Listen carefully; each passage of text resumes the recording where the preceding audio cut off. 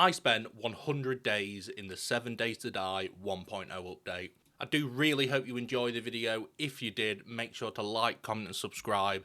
Let me know what you want to see next. Also, we're trying to hit 2k subs by the end of the year. I mean, we're a bit away, but I believe we can do this.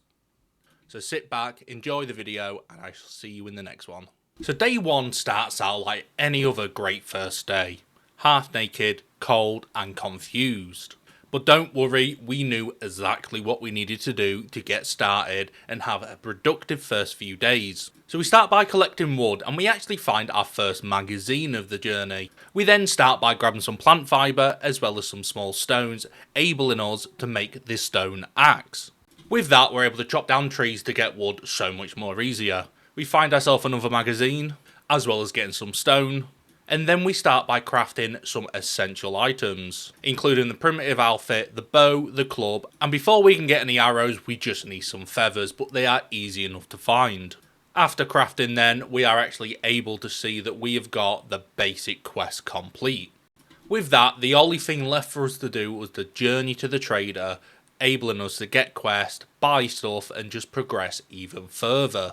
We do find ourselves an amazing book, as well as putting some points into Treasure Hunter, Lucky Looter, Healing Factor, and Rule 1 Cardio. Midway through day 2, we arrived at the trader.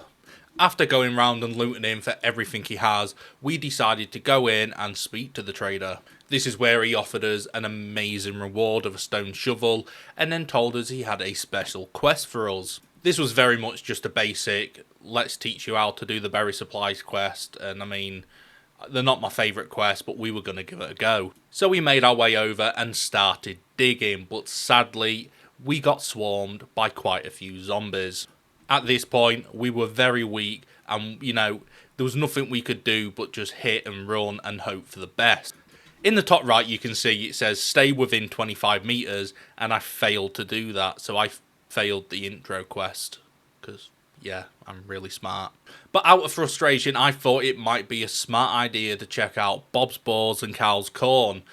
I messed up big time. I mean, them boars are not something to mess with. I had an abrasion, and that was just the start of it. The only positive was we was able to harvest the boars for quite a lot of leather and quite a lot of meat.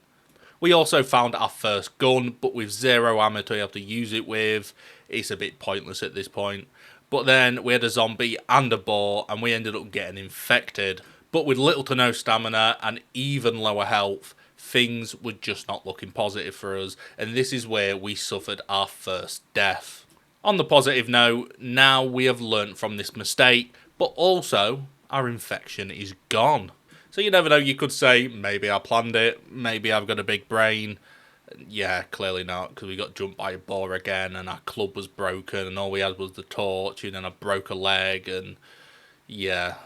Honestly, these first few days are pretty brutal. I mean, I don't get how the boar's giving me an infection. I don't know what he's giving me. It's not the zombie one, so I've probably got herpes from the boar. But whilst we was waiting around, we decided to build our first little base area. We're not really going to build anything permanent just yet, because the only thing we really need now is just somewhere we can store stuff. We do decide to complete a few quests just to get that little bit of XP, and it's fun. We then do get jumped by another zombie, and again we die. I mean, that's 2 deaths now, but hey, we're trying the intro to buried supplies again, on day 4. We've wasted 4 days at this point, so great success. If you've ever played this game, you'll know that buried supplies is absolutely horrible at low levels. Lucky enough, the intro one is it's a lot easier, but honestly, buried supplies is horrible. With the rewards, we decide to go for the pipe bundle because our build in the future is going to be towards the stun baton. That is the main plan for us. But anyway, we grab the next quest off the trader, and it's the Clear the Area quest, and it's over at the Mushroom Mine Company. But before we go there, we decide to clear the Mimor residence. Inside, we're able to find some food, as well as some medical supplies, with some books inside. But overall, there wasn't anything fantastic in there. Then we make the walk over to the Mushroom Mining Company, and we head inside. As I've done this multiple times, I pretty much know all the spawns of the zombies inside, so this one's quite easy. But we make sure to go in and kill them all nice and quick. At this point, the pipe baton is quite strong, and it's only taken maybe 4 to 5 hits to kill them. Obviously, with the more we level up and the more skills we put into the stuff that is necessary, we'll kill them even quicker. But overall, it does not take as long to clear the place out fully and make our way to the end loot. We obviously make sure to open all them and grab all the important supplies. We then make our way back to the trader and we decide to go for some 9mm ammo as our reward because it's just going to come in useful. And then we decide to go grab another clear zombies job, this time at the Malone residence. So after clearing all our inventory of all the stuff we don't need, we make the long walk over to the Malone residence. We then make our way inside, have a search around, and obviously we are looking for all the loot, but also to make sure to kill all the zombies in the area. The good thing about this game is it is always worth looting every item you can because you just never know what you're going to find inside. You can loot a bag on the floor and there could be a pipe machine gun inside and it could completely change your gameplay. But anyway, once we clear the place out, we actually do get some good rewards from this. But again, once we grab all them, we are making our way back to the trader. On return to the trader, we decide to pick our reward, which is the Ranger's Guide to Archery, and then we grab another job. This time, we're going for a fetch job. Pretty much, it's the same as the clear the area one, but you just have to make sure you grab a bag. But before we head out to do that, we decide to expand our little base area just a few blocks more, and even place down the door just to get it done for a quest. This is the easiest area to beat currently, which is the pine forest. There is harder areas you can go to, including the burnt forest, the desert, and even the wasteland. So it makes sense to not build anything permanent and wait out until you're in a harder area with better loot. We do come very close to death in Marvin's Getaway. We did kind of get a little bit swarmed upstairs, but we were able to kill them all just before we bled out. We made sure to put some bandages on it before grabbing all the loot. And again, we got ammo, we got new stuff, as well as having the best thing you can get, the Cracker Book loot box. Inside, you just don't know what books you're going to get. The only things we're really hoping for in this is actually the robotics book, because once we receive enough of them, we're actually able to make our stun baton. And the weapon is absolutely overpowered. At the quest area, we do actually get swarmed a little bit and we have to pull out the pistol for the first time. And then we ran into this zombie that just refused to die. I mean, look how many times we're hitting him. I know he's built a bit and he's got a helmet. And I mean, if he was in a biker gang, he was probably cool and that. But look, we knocked him down.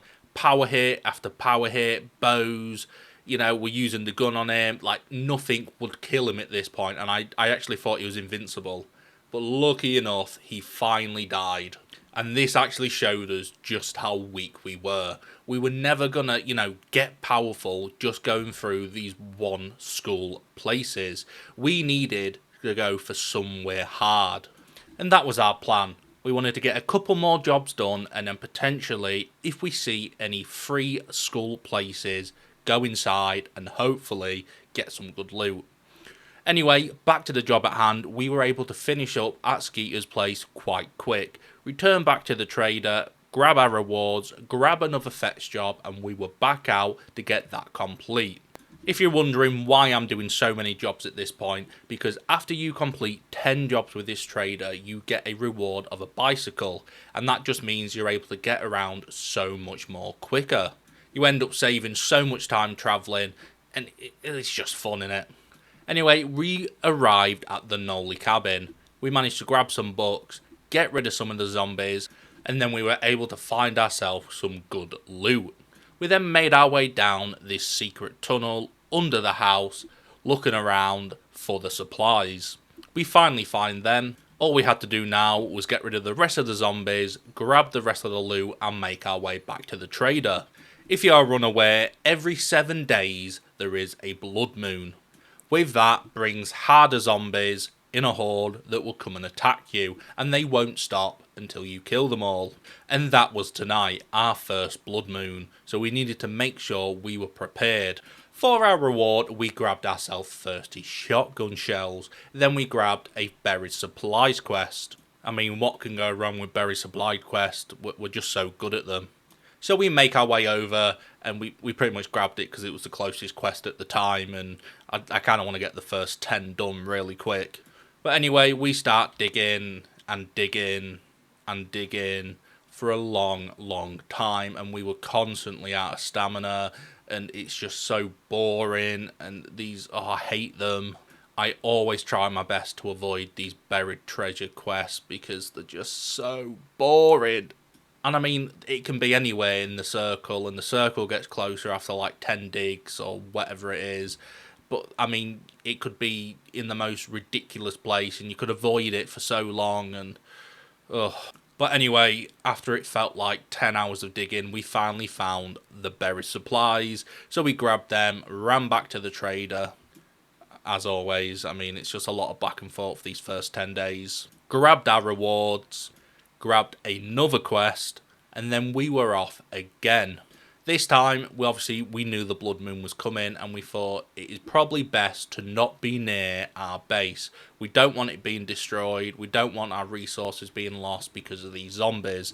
Anyway, we were in the middle of nowhere, and it happened. The swarm found us, and this was a very hard fight. Things were not looking good, but I don't even know how I managed to survive for most of it.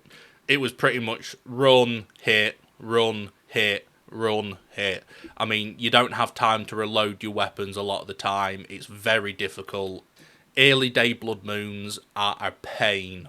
How some people play this game on like insta-death or like hardcore, I do not know, but massive respects to you. Because I mean, like, I'm playing on like regular difficulty. I've not changed anything, and this is difficult. We're infected, we're bleeding, we're fatigued. It's not looking good, but all we can say is we've survived so far. Can we survive even longer? Lucky enough, we had a little break with the zombies, and we were actually able, to reload our weapon and potentially give ourselves a bit of breathing space. But I made the mistake of trying to loot. Like, why? But once the blood moon was finished, we decided it could be good to venture into this building here. Ranger Station Golf. 3 schools, potentially some good loot, and a lot of zombies. I mean, what can go wrong? The only positive is a lot of medication was found in here, as well as just, a ridiculous amount of loot. Things were looking good for us. We were killing zombies left, right and centre, and this was all going well until we ventured into the wrong room.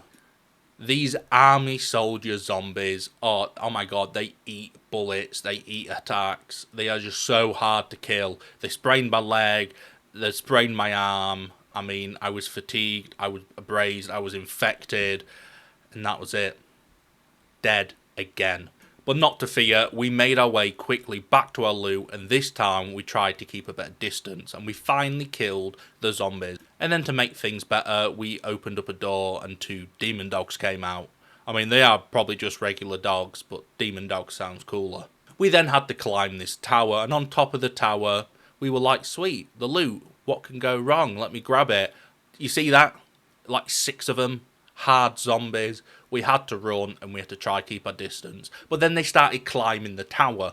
So, I mean, at this point, things was just not looking good for us. I thought, this is it, we're dead again. But somehow, we actually survived. The days of playing Call of Duty Zombies, it kicked in. Being able to zigzag around, keep my distance, able to get through the zombies without getting hit. Honestly, I felt like I was in prime Black Ops 1 Zombies at this point. I had no ammo, weapons broken, but finally we were able to kill all the zombies and get to the juicy loot. Obviously we found ourselves a lot of books. I mean, they all help us in the end. Anytime you see a shotgun Messiah, you know you're going to get something good, but for some reason, I got something terrible. Overall, was it worth it? Probably not. But you know what? We did it, we're feeling good. We're feeling confident, and we were on our way to Alistair's cabin to carry on with our quests. We got through this quite quick. This honestly felt like a cakewalk just compared to what we just put up with. And all that was left for us to do was grab the loot and make our way back to the trader. Well, first, obviously, we had to find these hidden supplies that are always in the most ridiculous places. But at this point, with our broken leg, we're actually unable to run or jump, so it took us so long to get back, because if you run or jump, it actually increases the time that your leg is broken, even if you've got it in a cast or a splint. But we make it back, and we decide to take 37.62 ammo. We then decide to grab a numbered job, this time just a clear one over at Ranger Station Beta. So again, after dropping a few things off and putting a point into -69er, we decide to make our way over to Ranger Station Beta. This was going to be a long walk. I mean, we couldn't really run. We tried it a few times, hoping that, we could get away with it, but it just was not worth having a broken leg for much longer. But we arrived at the ranger station, we dealt with a zombie bird, and we dealt with all the zombies that was there, and then we made our way to the top, hoping to find good loot this time. This time we were smart and we pulled out our shotgun, and I mean, you can one-tap majority of these zombies, so it's quite easy. The loot wasn't, really much to call home about. Forged steel, yeah, it's great, but I can't really do anything with it yet. But then again, there we are, the long walk back to the trader. On return, we grab the Shotgun Messiah Volume 5 and grab the final job needed. This time, we've got to go to Sean's shack and grab some supplies. You know the drill at this point. Go to the shack, kill all the zombies, grab the supplies, and we make our way back. It's a lot of rinse and repeat in this first 10 days, and I promise, honestly, past this point, the game becomes a lot more enjoyable. Once you start exploring and once you start getting into some of the hard areas, this game becomes extremely fun. Anyway, we grab all the loot, we deal with the zombies, and we are on our way back to the trader. We finally get back, and obviously we need to try and find the best rewards. Again, he didn't really give us anything crazy, so we just went for the lockpicks, and then we saw, that's it. I thought that was the 10 jobs complete. But then I realised we did actually fail the original job, so I don't think that counts. So we had to just do one more, clear the area over at the live bait dock, and then make our way back. This time we craft the crafting skill, magazine bundle, and then we grabbed the bicycle. And that was it, 10 days complete. Day 11 starts with us hopping onto our new bike and doing a bit of exploration. We have a look at our map and decide where we want to head. Obviously, we're looking for some harder areas because we want some good loot. Getting around now feels so much more better on this bike. It's so much better than walking. And I mean, we don't even have to use stamina if we don't want to. We decide to go to the Boar Barnes fields. And opening this up, I was not too sure what to expect. But again, I was dealing with boars. I don't know if these are like zombie boars or normal boars, but they're a fucking pain in my ass. We then put a point into pain tolerance, and then we carry on by killing a few more boars, a few zombies decide to fall through the floor, and then we carry on making our way through. We obviously get to the end and we grab the loot. At this point, we wanted to make sure we had everything that was good, and we was just pretty much grabbing everything we can find. Early game, you just never know what's going to be important. Obviously, you've got to open up these boxes. The vehicles, I mean, you don't really get much from them, but if you get a good box or whatever, it's not too bad. We then parkoured our way outside and jumped over to the top of the silo. We climbed in, down to the bottom, and we did actually find a secret box. There was nothing good inside, I was not too impressed, but we hopped on our bike and we carried on pedaling back home. Once we returned to the trader, we decided to do our first tier 2 job. Hoping that these was going to give us some better stuff, we decided to grab a tier 2 clear before buying ourselves a pipe machine gun. We had an abundance of 7.62 ammo and it was just worth, having a better weapon. We got some food cooked up before we made ourselves a tier 5 stone axe. We then hopped on our bike and pedalled over to our next objective. This time we were clearing out the Harrison residence. Obviously, we had to start the quest. There's been a few times where I've forgotten to do that. But we did get swarmed by a few zombies just here. But obviously, we're smart, we're strong, and we are capable. So we quickly put these zombies down. On my first video, I did notice a couple of comments from a few people saying they would like to see it on a harder difficulty, and not a lot of people play on this difficulty, which is just the regular one. So I have upped it 2 difficulties to the warrior difficulty after this video. So you will notice it will start getting harder and we'll also die more and struggle more. But we carry on going through and clearing the building. We found ourselves some nice loot. Obviously, we are always looking for the books. We want to make sure we can unlock as many things as possible. Part of me feels like we're not actually going to get everything done by the end of 100 days. So I definitely feel like there is the potential for 200 days, just purely because I do want to be able to get to the best stuff we can. So unless we start picking up the pace, getting these books and unlocking new stuff, things are gonna take time. But as you can see, we actually unlocked iron tools, so that is a big upgrade for us. And we got a helmet light mod, which again is going to be massively useful, meaning now we can actually see in the dark. We hand that quest in and we take the 9mm ammo, and then we just decide, let's put a point into the machine gunner perk, meaning our machine guns will be a bit better, because using the AR now, it is worth it. We are now coming to the end of day 12. We leave the pine forest and make our way into the burnt forest. We decide to have a look round, but before you know it, we're into the wasteland. As far as I'm aware, this is the hardest area, and we found a Mopower service truck, and inside we found my favourite weapon, the stun baton. The thing is unreal. I mean, what absolute luck is that? But we were not messing about. We were not going into the wasteland. The burnt forest is where we wanted to be. We wanted to slowly progress. We made our way into these crypts. 2.5 skull difficulty. But I mean, yeah, look at this. Look how many hits. But still, we can still one-shot with this stun baton. The thing is very, very nice. And this pipe AR is such a massive upgrade. But then we go and find one anyway, a better one. So, yeah, it was a bit pointless. It helped us out for a little bit, but we would have found one anyway. But we actually found quite a lot of loot in this place, so it was worth just a quick look round, killing a few zombies. It's XP at the end of the day, and it's always good just to do. We then went to the Crisp residence, and I was thinking, are they called, Mr. and Mrs. Crisp? No, they're burnt to a crisp. Kind of sad when you think about it, but, can't take the heat, get out the oven, and if you ain't feeling it, get out the burnt forest. Anyway, we're finding loot, we're opening loot.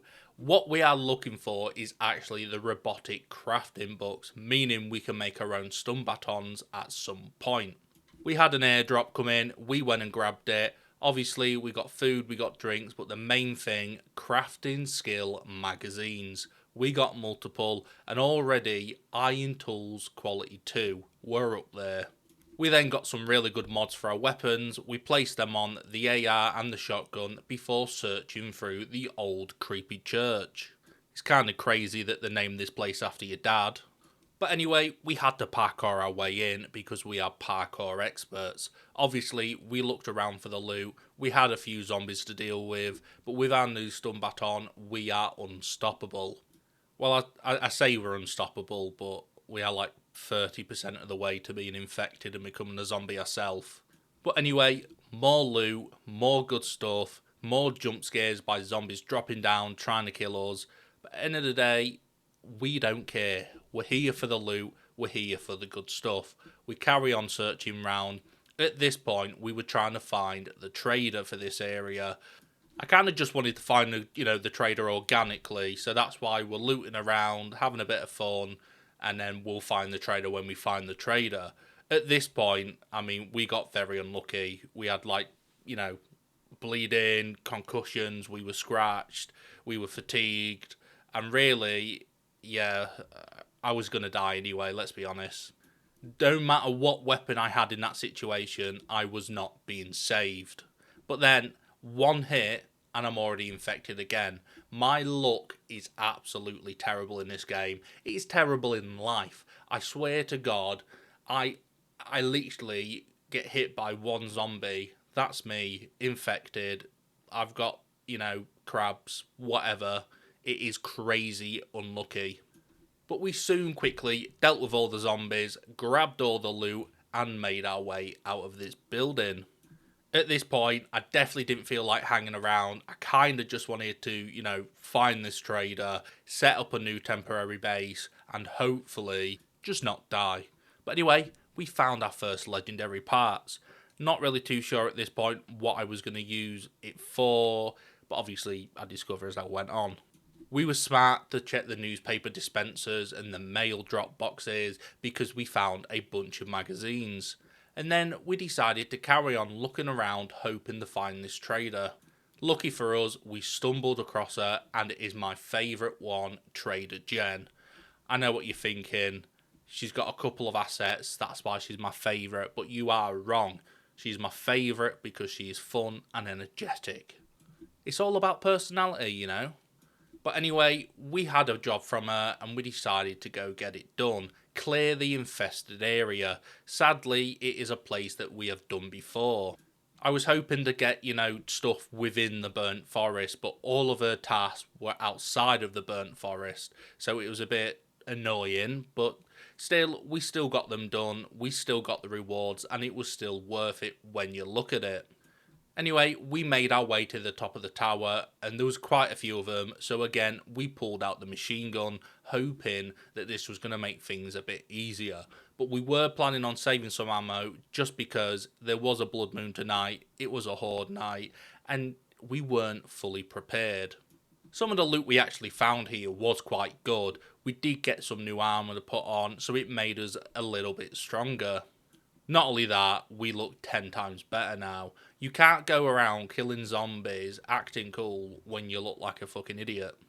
Anyway, it was getting late, and we knew we had to find somewhere where we could chill and wait for the horde. We decided to go on top of your dad's church and wait for them. At first, I thought, no one's coming. Maybe it's a fluke. But then they all came, and I got a bit cocky, and I fell and almost died.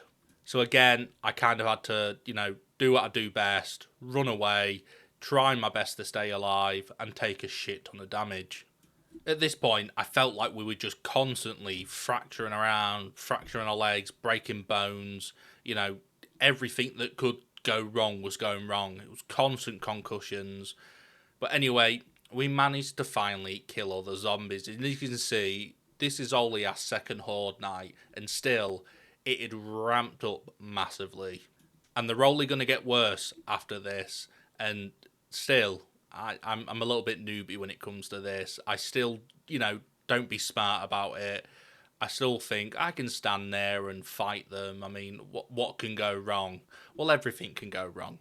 But lucky enough, we did manage to survive. We didn't die, for once. We made our way back to Trader Jen, and we are going to give him the quest. Obviously, we want good rewards. I mean, the rewards weren't great, so we kind of just went for the shotgun shells, and then we just grabbed another job. There's not really much to do. We accepted our next fetch quest, and then we decided it would be good time to actually start building some sort of a base. So we started by harvesting some wood and making some wooden blocks. With that, we made a quick 5x5, just so we had a decent area so we can put down some storage as well as a forge and a workbench in the future. We also then decided to take back some of the cars that was near us, not only for the iron, but it also clears them up, just so zombies don't get stuck on them and end up hiding behind them or doing us in. We then put 2 points into Electrocutioner, just so our stun batons are a bit stronger, and then we made our way to our next job. Honestly, having this bike has made my life so much more easier. But anyway, we're back in the same place, but who cares? There's loot, there's zombies to kill. It's still a good time for us. So we make our way through nice and quick, kill the zombies, make sure to grab all the loot we can, and we just carry on running through this place. As you can see, with the stun baton, we actually do have the ability to stun them and it stands them still, making it a lot easier to fight multiple zombies at once. I think that's why I enjoy the weapon so much, as well as the strong attacks, and it uses quite little stamina, so I sort of just power attack every attack. As long as I land all the attacks, it sort of works out for us. For some reason at this point, I kept having these fucking sneaky assassin zombies that made literally zero sound until they were fisting me. But either way, I turned around, gave them a quick bonk, and we carried on with the looting. Obviously, we wanted to make sure we grab everything, as well as these legendary parts that we kept getting. We were hoping obviously they were going to come in useful at some point. As we were leaving, we had a big group of them ready, all lined up to get shot in the head. So obviously we made sure to do that. And they kept dropping some really nice loot for us, so we can't complain. But before you know it, day 16, back on the bike, and we're heading back to the trader. Obviously it takes us ages to actually get back to the trader because all the jobs are dead far away. But anyway, we grabbed some herbal antibiotics so we can actually cure our infection before grabbing another job. Then we had another supply drop coming down, so we decided to grab that. Some of the stuff we get in these supply drops is honestly just worth it, and the fact that this drops every 3 days is amazing. So a big lesson there, never ever ignore your supply drops.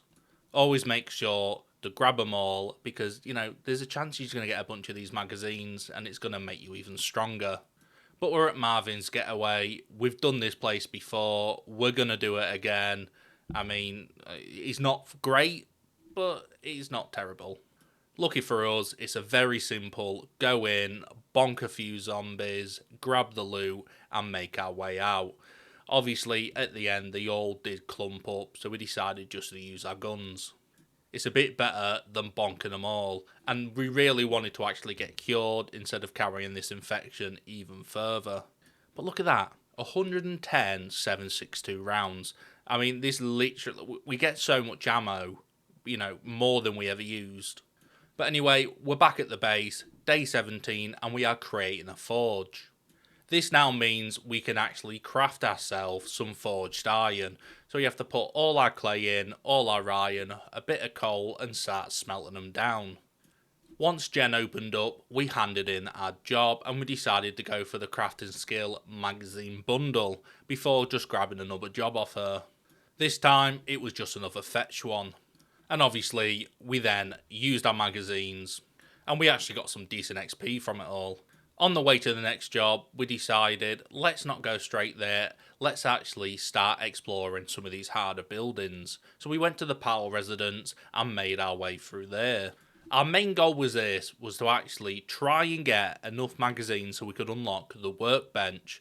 With that, we're going to be able to craft better weapons, ammo, and not only that, better vehicles. As well as like a massive variety of armour. Like, don't get me wrong, I do like there's a massive bunch of armour and you can choose and get different perks, but there is a lot of it and it takes a long time to actually read through it all and figure it all out. But either way, the loot in this building was actually rather nice, and we are finding a lot of good armour just around.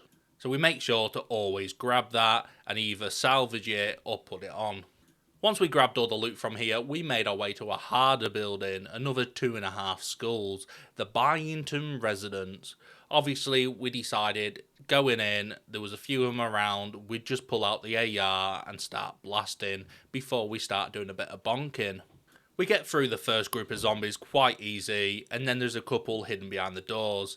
But, you know, overall, it's quite simple. We do have to park our way to the next part of the building because it's all like blocked off with, you know, barbed wire and that, which is kind of cool, but, you know, it'd be better if you could actually sort of, you know, make the houses your base a lot easier.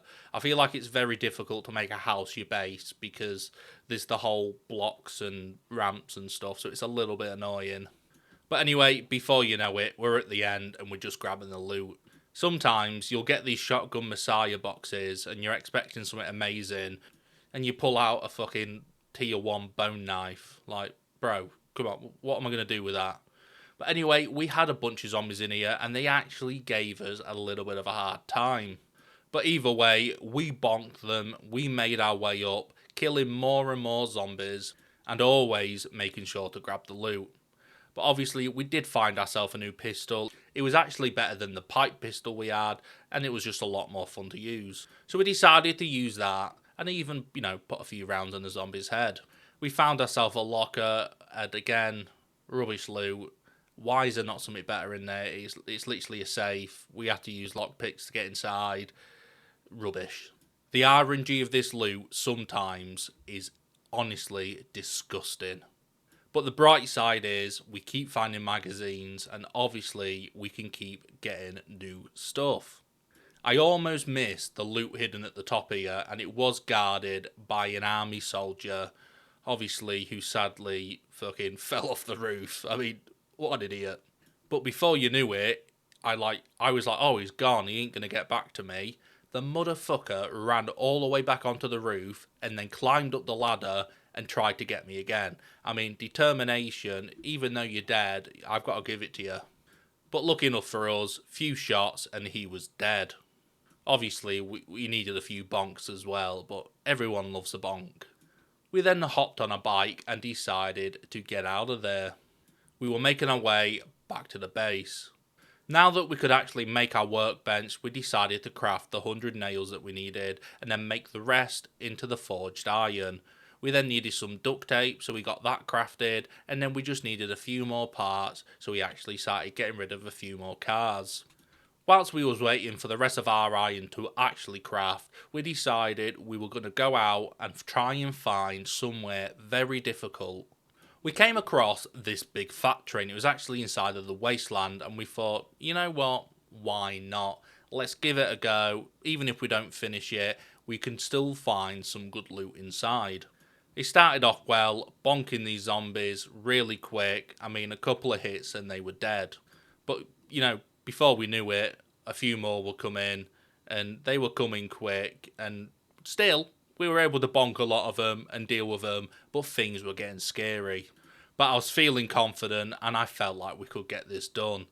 And then more kept coming, and we had to reload, and we was trying to run away, and I had to pull out my other weapon, and I was scared at this point, and we'd not even really made it past the first floor.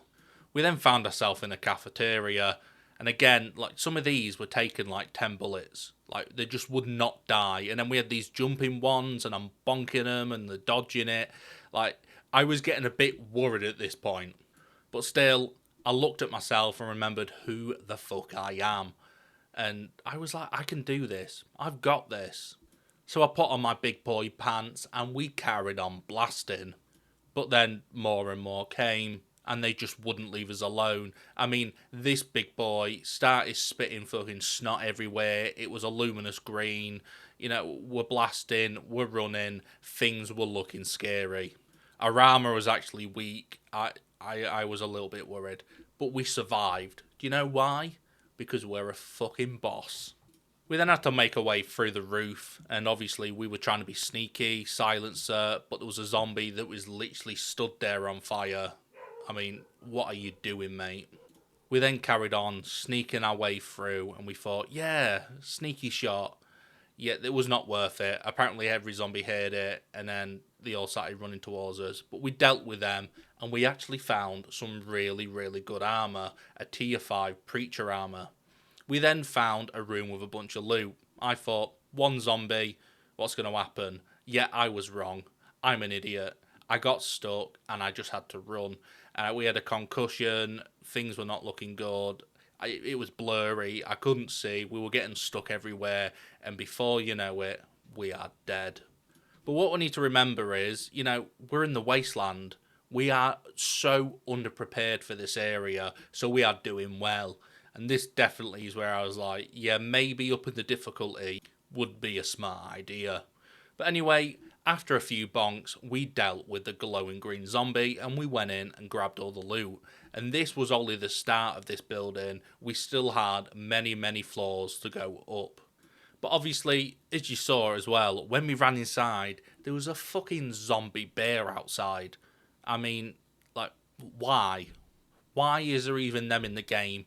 If zombies ain't hard enough, then we've got zombie fucking birds, and now zombie bears. I mean, what else? If I go near water, is there going to be a zombie shark? I do not know. But we found ourselves another loot room. We had a big bird come in, bonk, dead. Few zombies to deal with, but again, the old electric bonk stick, they ain't handling it. So as we opened up all the loot, we were looking for something useful, but sadly the loot was not that great. But anyway, we opened it all, we grabbed it all, and we carried on progressing through this factory. This just felt like another situation where I feel like the loot should have been amazing, like knowing how hard this factory should be.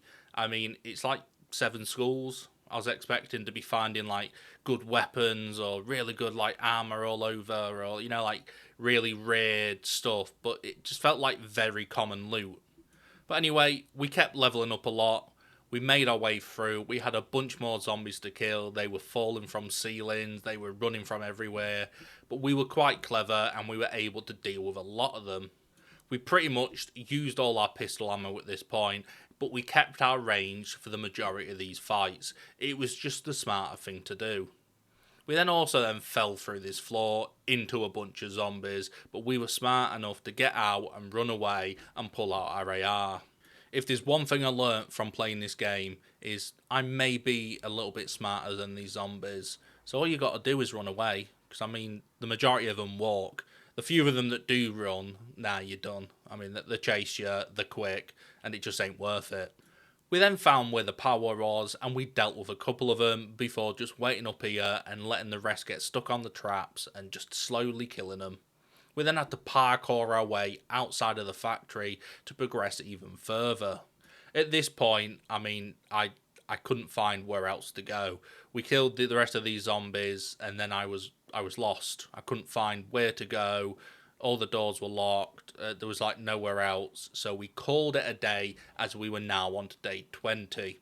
So obviously, dealing with these, making our way back home, we were feeling pretty good about ourselves and ready to take on the next 10 days.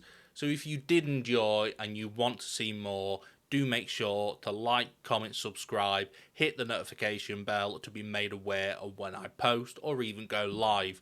All of this is streamed over at twitch.tv/The Great Dane or on YouTube here itself. Like I said, the difficulty is upped pretty much after this point. So if you do obviously want to see more difficulty and you're thinking, why is it so easy for him? Well, it's only going to get harder. So day 20 starts with us crafting our workbench. With that ready, we'll be able to make better weapons, better armour, and all round just be stronger. Then we start by taking apart a few vehicles. Obviously we get a lot of iron from these, but we even get a quest done. Once the workbench is ready, we place it down and we have a look what we can make. But then we have a few zombies actually come and attack us. It was almost like we had a mini horde come through and try run us out. But we pulled out our trusty AR and we absolutely blasted and even got a few saucy little bonks in there. But of course we took damage and we got an abrasion because still we are not very good. Once we had dealt with all these zombies that tried to swarm us, we made ourselves an AK. This was going to be so much better than our pipe rifle. And then we decided it would be time to make some better armour. Also at this point, I didn't actually know how to repair our armour we was wearing because it's not very explanatory. But before we knew it, it was our next blood moon. Things were not looking good. We weren't prepared. I barely had any ammo, but lucky enough, you know, the AK actually did bits and it just showed how powerful it was going to be. But this was only the start. I mean, we got on our bike, we tried to run away, but they just kept coming for ages. But like I said, we are good, we're getting stronger. I mean, don't get me wrong, we're getting hit, we're constantly getting infected or, you know, abrasions or fractures, but we are still killing the zombies. After that, we hopped on our bike and decided to do a bit of exploration, looking for some harder sort of areas to maybe find some good loot, and we came across a free skull way station. Just finding this police car was worth it just because of the ammo we found inside. We also found some ammo just inside the buildings as well as books. As you know, books are key. We then had sort of like another horde come for us. It was just a big group of them. I don't know if I had a big target on my back for these 10 days, but everyone was just coming for me. We finally got the challenge complete for killing 500 zombies, and then this big tank blew up. I mean, I didn't even duo, it wasn't me, but hey, if there was any zombies that died because of it, GG's. We had a lot more zombies dropping more supplies, and I don't know if that was down to the fact that we were later on in the game or I'd upped the difficulty, but you know, again, worth it. It actually felt more of a reward to kill zombies now. But anyway, we grabbed the rewards. Obviously, we make sure to grab everything of importance, and we kept grabbing a lot of ammo at this point, meaning, you know, there was not much need to actually craft much 7.62. But anyway, we make our way to the next job. At this point, I was sort of doing them to see what the next, you know, big reward would be for doing the 10 jobs, hoping that maybe we would find something useful. But we make our way to the Lopez residence and we make our way inside, with a couple of scorched zombies to deal with, but it was easy enough to find the supplies. Once we had grabbed them, obviously we had to make our way through. We had a few to deal with, but again, not too difficult. To be honest with you, these 10 days, we don't make much progress, but we do make enough. Enough to be able to carry on and keep getting better and better and stronger and stronger. But anyway, we got to the end of this building, we grabbed the rewards, they weren't anything amazing, and then we decided, should we try out getting our way into this hospital? It was a 5-school building. Obviously it was in the pine forest, so there was no extra difficulty, but we made our way inside and decided to explore to see if we were able to find anything useful. We came across a couple of books and a legendary part, as well as, I don't even know what they are, they're like a giant ball sack, very weird. And so far, this hospital didn't feel too dangerous. I mean, the loot was working out, we were finding a lot of it, and things were feeling good. At this point, we were just sort of hoping that our luck could carry on and we would find something very useful inside. There didn't really seem to be too many zombies in the beginning part, more loot than zombies, and then we walked into this room and a lot of them came out. So obviously, we have to do the most logical thing and pull out the AK and just start blasting. And the AK is so much stronger than the pipe rifle, to the point where it's usually like one bullet, headshot, they're done. Obviously, that is just for the basic zombies. Then we got attacked by a couple birds and a few more zombies, and I hate birds. I hate them. Why? Zombie birds, just, I hate them. Then we had this fucking wrong'un. I mean, like, why? Why can't it just be chill? Why can't I go somewhere where there's like, you know, a few zombies that aren't too bad and they're like, hey, we're chill. But yeah, that'd just be too easy. Anyway, day 25, we decided we had done enough in this hospital and we needed to make our way home. Our inventory was full, we didn't have any more room, even on the bike, and we just wanted to make our way back. And this was quite a long journey back. Obviously, we had a long way to go. And this was sort of an area we've not been. We've not been to this side of the burnt forest yet. We finally found our way to the desert, but we did see a supply drop was coming in, so we decided to go for that, just in case it would be valuable. Not only that, it was out the way, so we thought we may as well grab it now instead of leaving it till later and, you know, probably never end up getting it. But we made our way to the supply drop. Inside, there wasn't the best things. Melee mods bundle, it was okay. But the main thing we came for was the books. Pretty much, once I can make my own stun batons and I can make them the legendary, I am going to be happy. We are going to be strong. We are going to be overpowered. Anyway, we came across this completely pointless bridge and we just had to like sort of bike through the water. I mean, why have a bridge on land but not on the water? It makes 0 sense to me. Yeah, it's like, why?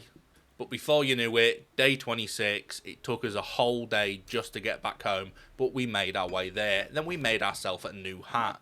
We then made our way back to give in the job and also get our crafting skill magazine bundle, as well as the ammo for killing 500 zombies, so we went for the 7.62 ammo. We then crafted ourselves a better mining tool. This time we have gone for the iron pickaxe. We put on some modifications and then we headed back out for another supply drop. At this point, I'm just doing everything I can just to get magazines. We need to make sure we get enough so we can start crafting some good stuff.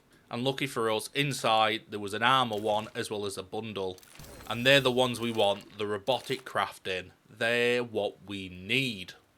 We're now halfway through day 27 and we decide to go into the desert and make our way to popping pills. We search as many shelves as we can, hoping to find some useful stuff, but we also are looking for the boxes.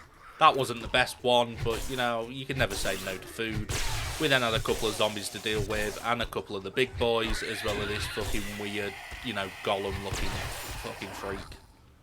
But like I said, any loot is good loot, so we make sure to keep grabbing it all. Obviously, whilst we're looting, a few of these zombies are begging for a bonking, but that doesn't stop us from getting the loot that we need. And like, this building ended up, you know, going like an underground tunnel. Like, I don't know what was going on in here, but it felt dodgy. We kept having like zombies fall through the ceiling. Like, why? Why are you falling through the ceiling? Like, why are you in the ceiling? I don't get how some of these zombies get where they are. But, you know, lucky enough, they're able to get stuck on a lot of stuff. We've just got to pull out the big bonker, few hits, and they are done for. We bring out our inner John Wick and put a couple of zombies down. And, you know, I mean, that one didn't even notice what we were doing. The other two fell through the roof. So, yeah, I don't think the silencer actually makes too much of a difference in this game, because the minute I shoot one, the rest of them either pay attention or they don't. I think it just depends on what type they are. But anyway, we came across the green one and he would not die. I mean, these are all power attacks and he just wouldn't die. It required me putting like 20 bullets in him. But who cares? We got the loot. There was magazines. There was a lot of boxes. Things were looking good. All this medical stuff is just going to come in handy because obviously we are getting slapped about a lot of the time. And then we actually find our first treasure map. So we accept that quest and then we make our way over to where the buried treasure is. But for some reason I didn't decide to look at where it says day 28 in red, and you know, my brain didn't go, oh, it's a blood moon, there's going to be a lot of zombies and it won't be good. I was just mining iron at the side of the road because clearly I have a big brain. So we make our way over to the buried treasure, obviously full of confidence, hoping for amazing loot, but in reality, I'm an idiot. I mean, at this point, there was like no red flags going off in my brain saying, look, it's clearly obvious the blood moon, look what's happening, and I was like, oh shit, we're being fucking swarmed. Yeah, big time. The only thing I can say I'm proud of is somehow I actually survived all of this. I managed to survive in the open with little to next ammo, like all these injuries, and I managed to actually kill all the zombies and survive the blood moon. All I gotta say is, thank God that we actually improved our weapons and we improved our armor at the beginning of this episode. Otherwise, we would not have been able to deal with all of these. I mean, don't get me wrong, like, I'd love all these women swarming over me if they were, like, not zombies. But anyway, I kept running around, I kept blasting, we had a broken arm, we were fatigued, infected, concussed. I mean, I don't know what else would go wrong. Our AK broke, so that needed repairing. Like, I don't know how we didn't die once. And I mean, we were fighting for a long time. I mean, look, it's now like nearly 4 in the morning. The blood moon's over. These are just the leftovers, but they just will not die. And I still had to dig for buried treasure. But finally, after it felt like, 10 hours, we had finally dealt with the last of the zombies and we were able to start cracking on with digging for this buried treasure. But obviously, as we know, digging is not fun. It is absolutely rubbish and it takes so long. And you just have to dig random places and then the circle will get smaller and you just hope for the best. And anything digging I hate in this game. That's why when it comes to the jobs, I never pick the buried treasure ones because I'm just like, nah, I'm not doing it. I don't want to do it. But we keep digging and before you know it, we do finally find the treasure. So all things are good. But we were now halfway through day 29. We're nearly at day 30 already, and I feel like we've got nothing complete. We spend so much time sneaking through all these buildings, getting all these jobs done, spending half a day digging for what? A bit of ammo? Not worth it. But anyway, we hop on our bike and we make our way to the supply drop. Lucky enough, it is just near our base. And this time, the rewards are great. So obviously, we read all the magazines, helping us to improve massively. Then once we do that, we decide to make our way back home. And at this point, we had one thing on our mind. Insert our iron and our clay into our forge. and we needed more ammo. So obviously once we arrived, we got our forged iron on the go, got our new stuff smelting, and we tried to see if we could make some ammo, and we saw that we were low on gunpowder, and at this point what we needed was coal and nitrate powder. But at this point I knew where to find nitrate powder, but no coal. I had not come across coal before, so we decided to just walk around and spend the day trying to find coal. I mean, we were hitting random ores, hoping for the best, hoping that something would potentially be coal, but sadly we did not find any. So this is it. This is the end of day 20 to 30. On the night of day 30, we are picking up where we left off in the last episode, but this time we're at Bill Gears' place. Even though all I want to see is Bear Grylls, it's Bill Gears. But anyway, we do the usual. We go in, we kill a bunch of zombies, and we take damage. But we don't take too much damage, and we're able to survive. Obviously, we got to make our way into the building, kill the rest of the zombies, and obviously we are looking for the good loot. The sooner we can craft our own stun batons, the better. But as usual, as we find the loot, we get swarmed by a bunch of zombies, and my AK was, well, it was broken, and I only had the stun baton, and yeah, look, I mean, look at this big green fucking spitting bloke. Like, what are you doing, bro? And I just miss all my shots. Like, I don't know how I'd survived at this point. I'm just pretty bad. But we survived, we break open the boxes, and what's inside? Useless stuff, not what we need, but we'll take it anyway. We might be able to sell it, or it might be useful at some point in time. But once we grab all the loot out this building, we break through the window and we make our way out.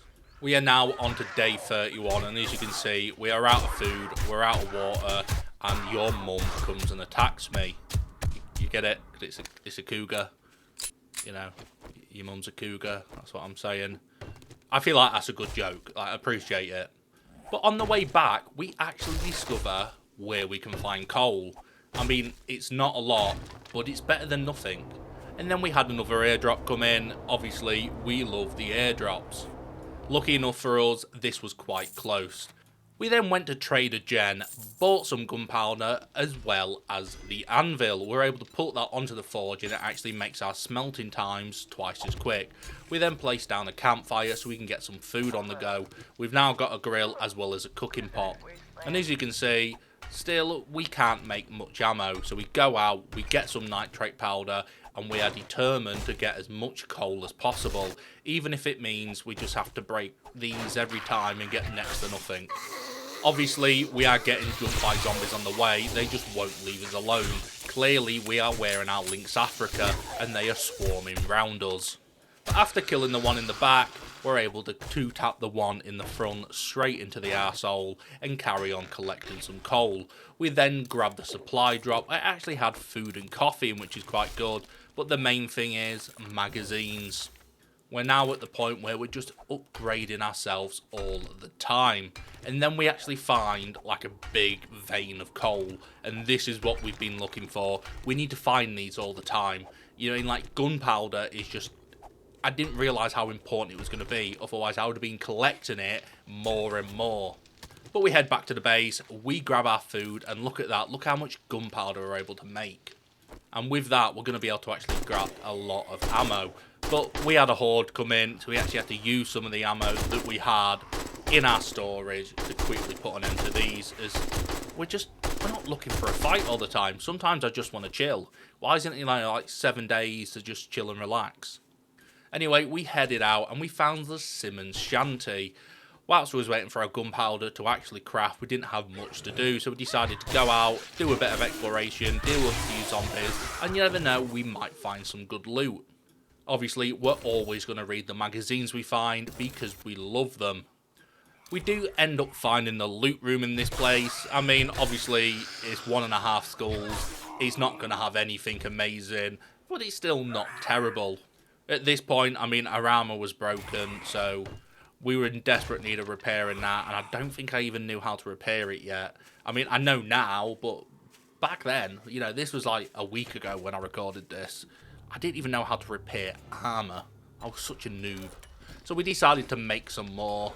So now we had the biker outfit. We also had quite a lot of gunpowder. So now, as you can see, 105 rounds. Amazing. We were feeling ready to take on anything, so we actually accepted another job from Trader Jen. But before we set out, we wanted to make ourselves a dew collector and actually do a little bit of farming. That is something we've not even done in the game yet. So we placed down some crops as well as the dew collector, hoping to have a constant supply of water. So obviously it does collect murky water, but once you take that out, you can just make clean water on the campfire. It doesn't require too much. But anyway, another airdrop came and we decided to head for it. Obviously, I feel like we've been quite lucky with the airdrops so far, and they're just quite good. As long as you get, the box of magazines, you're laughing, really. But we did end up with this rad remover box, which was quite cool, as well as the 3 different magazines. And then we carried on towards the next job. But sadly, I have got to warn you now, we've got a new cat recently, and she was lying on my desk. And I've got it set up so when I stream, it records like the gameplay. And she lied onto my stream deck and ended my stream and then restarted it, and I didn't even realise. And yeah, we're going to miss out on 3 days of footage, so it's just going to randomly skip from day 35 to 38. So just do be warned. I don't actually remember what we did, so it might have been interesting, it might not have been, but yeah. But before we get to that point, we are in the ranger station Echo. We are clearing it, we are grabbing loot, and look at it, day 38, killing zombies. I don't even know how we got here, but yeah, she randomly started the stream again, and I've now learnt to move my stream deck away when she comes to lie on the desk. But what do you want me to do? Each light, and I will punish the cat by overfeeding her treats. But anyway, we're in the Brett residence. We're going through the loot. We've made it through to the end. I think we're on a different job now where we're restoring the power generators, but you can only do it at night time. So I think we were doing this building just to sort of waste a bit of time before making our way to the actual job. We might have been, maybe. I don't know. I'm still a bit confused what we were doing. I don't fully remember. I haven't even got the footage. I mean, I could easily just go through the stream and be smart about it, but who does that? Not me. But here we go. We're back to it now. Day 39. I know what's going on. We missed out on doing that job because we were still going through the Brett building. So now we're in the Grand Forks estate, killing some time before it was late enough to start the job. So obviously we had to go through, kill a bunch of zombies and grab all the loot. If you ain't bonking, you ain't living. That's what I say when it comes to killing zombies. But also, I mean, you can't always bonk them. Sometimes you do need to pull out the pistol and, get a few shots off. At this point, I'd not even upgraded my pistol skill, so I'm wondering, why does it take so many shots to kill them? It's because I'm just using a pistol that's only level 1, and I've not actually put any skills into the pistol, so I'm not very good with it either. But anyway, we make our way to the loot, and obviously we are looking for the good stuff, and we do find some alright stuff. A few magazines, ammo, medication, as well as just a few tool upgrades. But a lot of them we've already got, like the modifications, so we just end up selling them. But once we make our way through all of the loot and we collect it all, it is time for us to make our way to our first restore the power generators job. Obviously, we didn't fully know what to do. It was our first time doing it, didn't know what to expect, but we made our way there to work in stiff tools and made our way in. And it's pretty much, it's just the same as like clearing the building normally. Kill all the zombies, grab all the loot, and when you get to the power generator, it is time to turn it on, but it takes a while. But as you can see, we end up getting infected again, because we run in thinking this is it, we are clearly top dogs, we can take on anything, and now we're infected again. But the power generator's back on, all the zombies are killed, and we've got the loot to grab, so I suppose there is some positives at the end of the day to being infected, maybe. There isn't. There's no positive, there's 0 positives. This is terrible. But there was quite a lot of loot in this building, so it was worth grabbing it all. So we did grab all that, obviously making our way through, and I still need to make myself an axe because this pickaxe is just terrible at opening these boxes. But we did find some good magazines as well. and then we just made our way back over to the trader. Obviously, we were eyeing where the airdrop was going to land because we were thinking, is it worth trying to grab? But we decided against that and just decided to make our way back to the trader, as it was already day 40 and it was getting on. So once we were back, we organised our inventory before going to Trader Jen to grab our rewards, and we decided to go for the 7.62 ammo just because we were quite low. I would love to. Day 41 comes around and we are low on gunpowder. But lucky enough, all we need is some nitrate, so we are able to grab that and make enough gunpowder to make us a decent bit of ammunition. So once we start crafting the gunpowder, we had a few zombies actually come and pay us a visit. But obviously, a few bonks later and they were all gone. We hopped on our bike and we made our way to the next job. Don't worry if you're watching this thinking, why are you still doing jobs? Day 41, you're not getting anything good from them. Do not worry. Pretty much after this video, we don't really do any more jobs. I kind of just go around, do my own thing, you know, living the dream. But anyway, we get to the area. And again, there's a bunch of zombies. It's an infested area. It's gonna happen. We used the pew pew and we used the big old electric bonk stick. Obviously, we're getting loot from these, so things are working out well for us. Then obviously, we are getting the beloved books that we are so desperate for, so we can make our own stun batons. We carry on making our way through, and obviously we have a bunch more zombies to deal with, and this time we do have to pull out the AK because they're in a big group of them, and these, you know, soldier ones, they take about, you know, 20 bullets. But once we dealt with them, after getting a decent bit of XP, we made our way through, killed the last couple, and then made our way back to the trader. This time, you know, I was smart. I also noticed it was going to be a blood moon. I didn't just kind of go, yeah, we'll deal with it later. But we made our way to the trader, Trader Jen. I knew you had it in Lovely you. set of Good work. assets. But we grabbed our reward. You know, nothing really that good. 60 round of shotgun, and then we decided let's just grab another job and we'll keep this going until we get them all done, and then we get the reward at the end.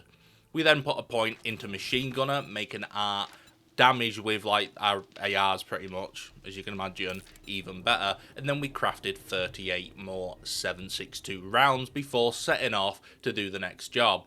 This time we decided let's use the old creepy church again, where your dad lives, and use that as our blood moon sort of fortress to try and stay alive. It worked for us before, why can't it work for us again? So we made our way to the roof and we were on the lookout for any little bitches that were going to be crawling around, praying to get shot in the head. But I turned into the American sniper, I weren't missing shots. Look at that, accuracy, boom, boom, boom. Phase, if you're seeing this, there, you're pretty washed now. If there's like someone better than Phase, if you're watching this, yeah, MLG, 7 Days to Die. Even though I nearly died here, but I didn't, so that's good. But this blood moon actually felt quite intense. There were quite a lot of zombies coming through, and I didn't know actually if I was going to survive. And I was a bit worried, but I kind of just found a good spot where they didn't like track you properly, so I was able to just stand there and spray. And then before you knew it, you know, we're looking through the challenges, hadn't had any done just yet, but we're on our way to the job. Also, look at that, 6 blood moons, done. We are making progress. But we did the usual long pedal over to the next job. I cannot wait until we get rid of this bike and get something with an engine. But once we arrive, shock, it's somewhere we've done before. It's the ball barn. You know, we're going to go in, kill the zombies, kill a couple balls, and just grab the loot. That is, you know, we've done this how many times now? It's rinse and repeat. So obviously we made sure to go in, obviously get our bongs, make sure to keep our distance, and the floor was falling through for most of them, so it was quite easy. But we made it to the end, killed a couple screamers, and we were on to the loot. Nothing exciting, nothing too crazy, but you know what, we will take it. You never know when you might need it in the future. After we had done that, we hopped back onto our bike and had a look if there was a supply drop nearby.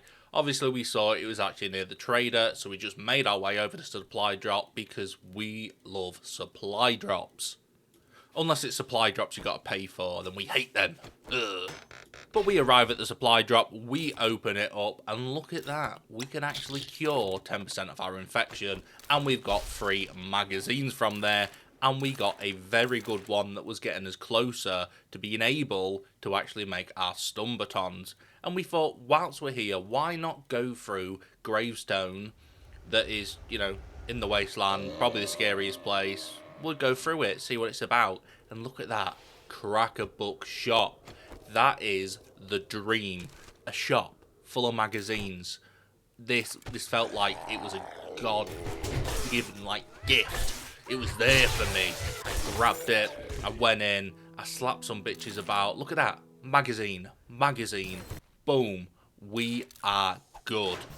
But we soon grabbed all the loot in this place. And then we hopped back on our bike and made our way to go hand in the job. Because obviously, you know, we still need to hand it in and get our rewards and carry on grinding. But before you know it, day 44, early morning. I mean, these days are flying by. The amount of time it takes to traverse around the map. I mean, our days are feeling shorter and shorter. We then return home and make a few bullet casings before going back to Jen and grabbing our reward. I mean, I've got a couple of rewards that I would happily grab off her, but yeah, we can't do that.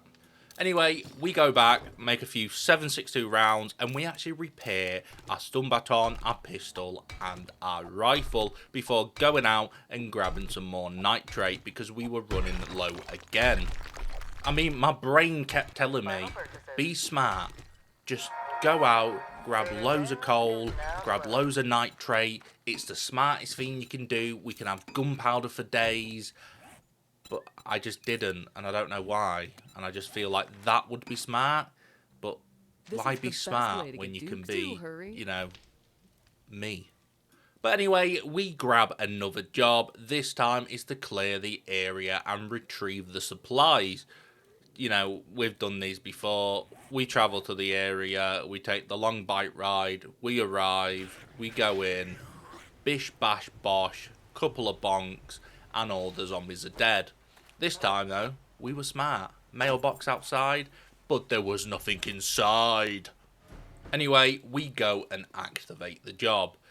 This house was a bit annoying, and as you can see, I just walked straight past the supplies, and I actually spent so long searching for the supplies for him to be at the entrance, and I didn't even have to do this whole place really, and I was struggling for so long.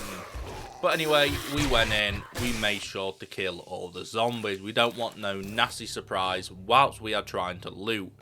As you can see, there was like a rope, you know, there's a way to get into the ceiling, it's how you got to the other side of the house, but it was like impossible to get up. I don't know if I was being stupid or if it's just me, but then I got swarmed by more zombies, so I was just like, for fuck's sake, this is annoying. And then I got infected again, but I just built my way up because, again, big brain and all that. But we made our way down and we grabbed loot. Obviously, we had a few of these sexy boys waiting for us, but we dealt with them nice and quick before grabbing what there was to gather.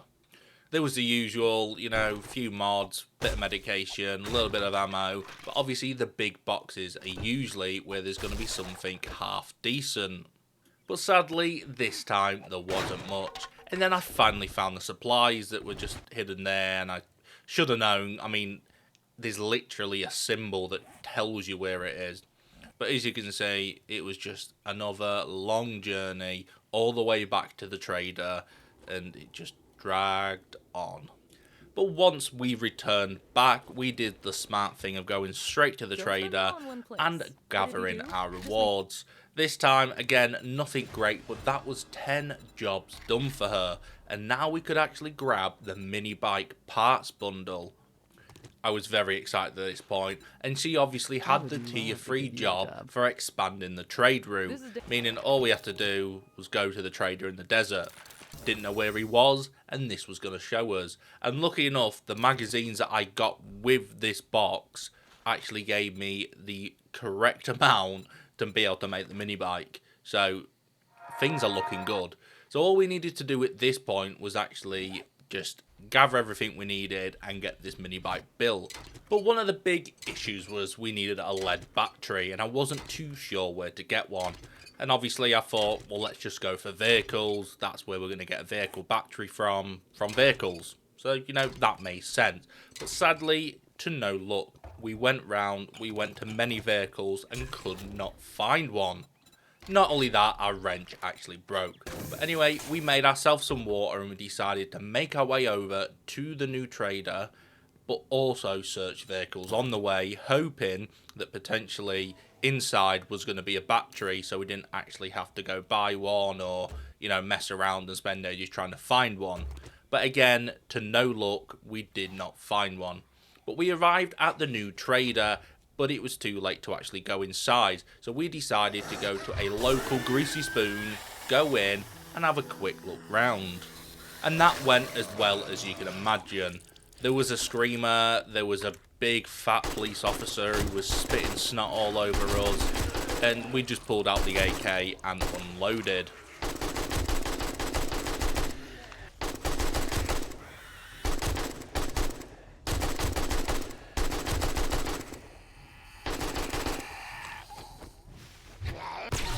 But before you knew it, we had dealt with them and we went to have a look at the loot inside. We had a bit of beer, so as you can see, we are drunk currently, but soon the effects wore off and we made our way to the new trader. This is Trader Bob. Inside, we got crafting skill magazines as a reward, and we decided to have a look in his inventory to see if he had anything we needed. And he had a ratchet, so we decided to upgrade to the ratchet and see if it would potentially let us get a battery from a vehicle. Sadly, the first vehicle it didn't, but it didn't take long for us to get one. Second vehicle, and we had ourselves a lead car battery. So we made our way back to our base and started to grab everything we would need to craft the mini bike. Obviously, we had to wait for the chassis to get crafted before we could make the bike itself. But once we had that crafted, we did then, you know, have a few visitors who wanted to come see our new bike. But, yeah, we don't have people watching us. Like, get a life. Once they had been dealt with and the loot had been grabbed, we decided it would be a good idea to actually move our base over to the desert. So what we did was went through our storage and started to place a bunch of items into our inventory as well as into our bike. Again, whilst I was doing this, I was too focused on what I was grabbing and making sure I had the right stuff. I didn't even realise it was a blood moon. And as I got everything and I was about to leave, yeah, blood moon. I'm going, we've got bloody vultures trying to attack my head, and then we've got a big old swarm of fucking zombies coming. But I was, you know, I say kind of smart. You know, drove the distance, pulled over, shot a few, hopped back on my bike, and we rinsed and repeat. But sadly, we just weren't quick enough, and they were just too overpowered.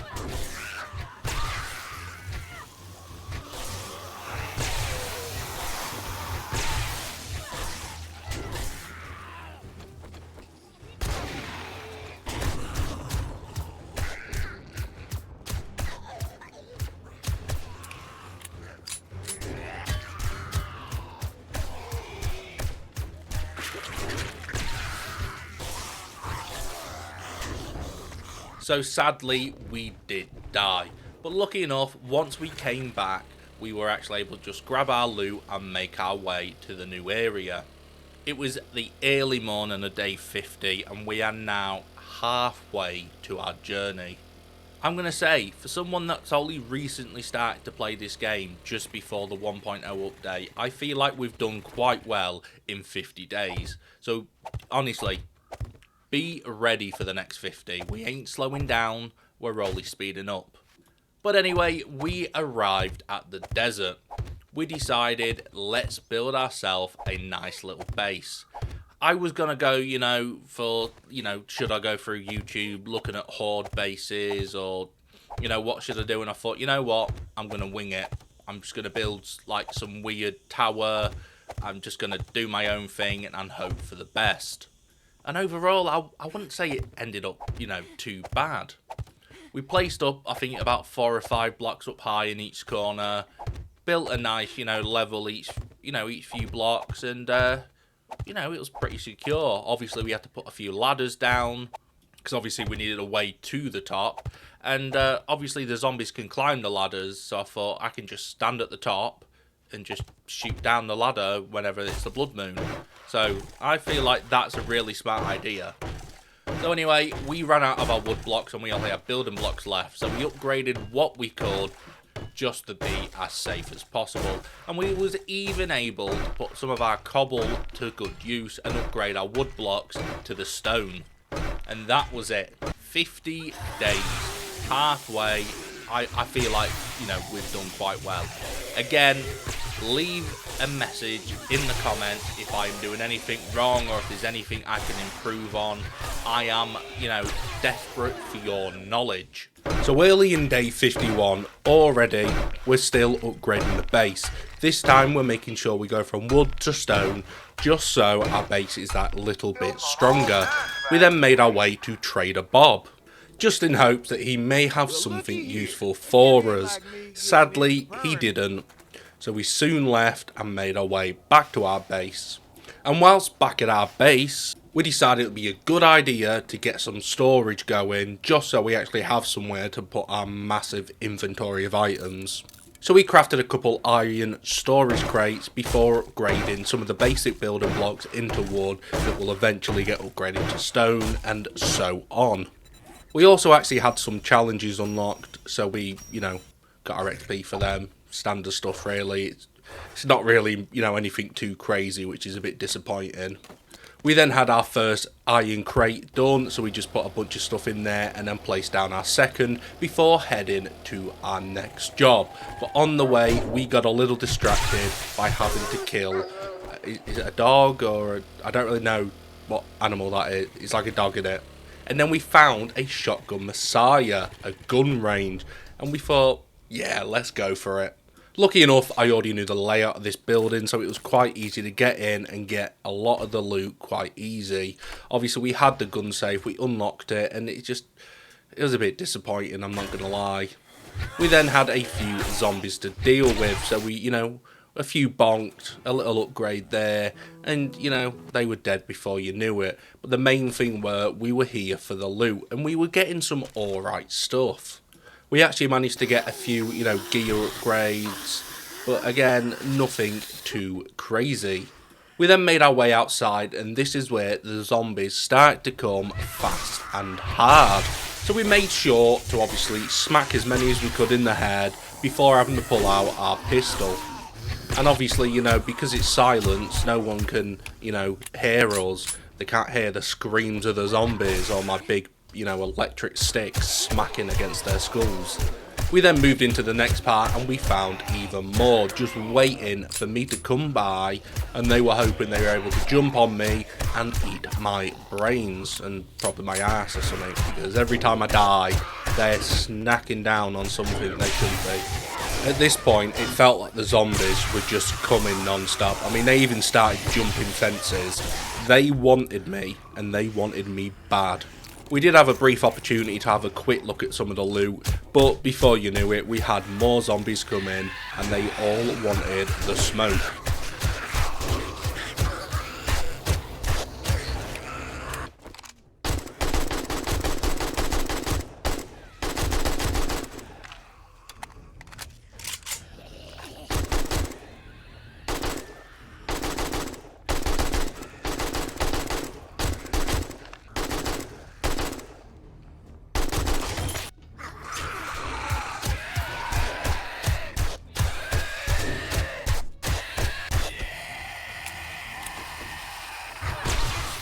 Once all they were dealt with, we made our way back to the loot. We found ourselves a treasure map, which is always good, but mainly we were hoping for some weapon upgrades. So we made our way through these boxes, and again, it was nothing too crazy. I mean, a few magazines, a few attachments. Overall, was it worth it? Yeah, well, we killed a few zombies, so it's always fun. We then made our way to go clear the infested area. I'm not going to lie, this one was a lot harder than it should have been. We made our way in, and already we had zombies running for us, and every room we opened, I felt like there was just more and more waiting by to try and kill us. But this by far was probably the hardest one I've done so far. It just felt like they were never ending, and they just didn't die. We were just doing like no damage to them, and my AK had broken in the previous building. So we were in a bit of a bad spot. We ran into one of the green glowing ones, and again, she was just not dying. I mean, we were hitting her for so long until finally, she gave in. But then look, there's more hiding everywhere. We're low on health, we've got concussion, they're trying to infect us, lacerations. I mean, what else can go wrong? But we do have to look at the positives. We were finding loot. That is always fun. Even though every time we opened the door, a big old swarm came, we were still finding loot. But sadly, they did manage to eat us. But we made our way back in, determined to get our revenge. We were not going to let these zombies get away with bending me over and eating areas they shouldn't be eating. But again, more zombies. We pretty much had to play it smart this time. We did not want to get infected. We did not want to get hurt. But as you can see, all our weapons were nearly broken. There was not really much else we could do. So we just had to keep our range and just slowly, wither them down until they finally died.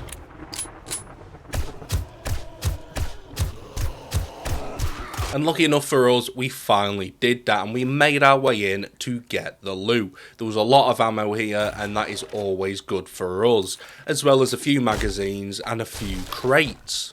Every time we see an electrical one, I'm always excited because we could get the magazines that we need to be able to make better stun batons. We then hopped on our bike and made our way back home. We decided it would probably be good to go back to the vendor and then, given a bunch of random stuff we've got, make a bit of money, but also get our rewards for the quest. But sadly, we didn't realise we actually failed it because we died. So, yeah, that's kind of pointless. But anyway, we repaired our weapons and decided to go to the supply crates to see if there was anything useful for us. As always, we got a bunch of magazines and we cannot complain about that. It's the best thing about going for the supply drops, just purely is you get a lot of magazines. We then came across a bear and I thought that we could, maybe take him on, and we were very, very wrong. I mean, we are idiots, clearly. This one, again, I don't know why I decided to go for another bear, even though one just absolutely beat me. Clearly, we are not that smart. But where we lack in brains, we make up for in brawn, and we actually take the bear down and make our way to the next supply drop. Inside again, we have a bunch of magazines, some yucca juice, as well as some meat. Obviously, we open the magazines and use them all and get our upgrades before making our way back to Trader Jen. Obviously, she's the best. Great assets, great personality, and yeah, I love her. But we traversed down the hill. Obviously, the main reason we are here is to go back to our old base. But first, we did have to catch up with her and her assets. We sell her a bunch of stuff, and it's just stuff we don't need, but she kicks us out at the last minute. We then do decide to make our way back home. But on the way, there was another supply drop, so we went for that instead. At this point, I feel like there's just a supply drop every other day. But we cannot complain because the magazines are worth it. And near where we were was, actually some alright buildings. We've been here before, but we hadn't cleared all the buildings, so we decided to go into Spark's place to see if there was anything good inside. We did have to make our way through the roof as that was the only way in. And again, we're getting attacked by birds. I fucking hate them. Birds are the worst thing in any game. If there's a game and there's birds in it, I'm not going to be happy. But we had a few basic zombies to kill, and then a bunch of them came in, and then there's your mum, Cougar. Okay, you get it? You get it? Calling your mum a cougar. Yeah, she went for me. And then I was like, oh sweet, we're done. Loot. No, look how many come now. More of them. It would not let me change my weapon. As you can see, I was over my pistol, yet my shotgun was reloading. And then I went to my stun baton, wouldn't let me pull it out. So already, broken bones, weak, infected. I've had to run out and just start spraying.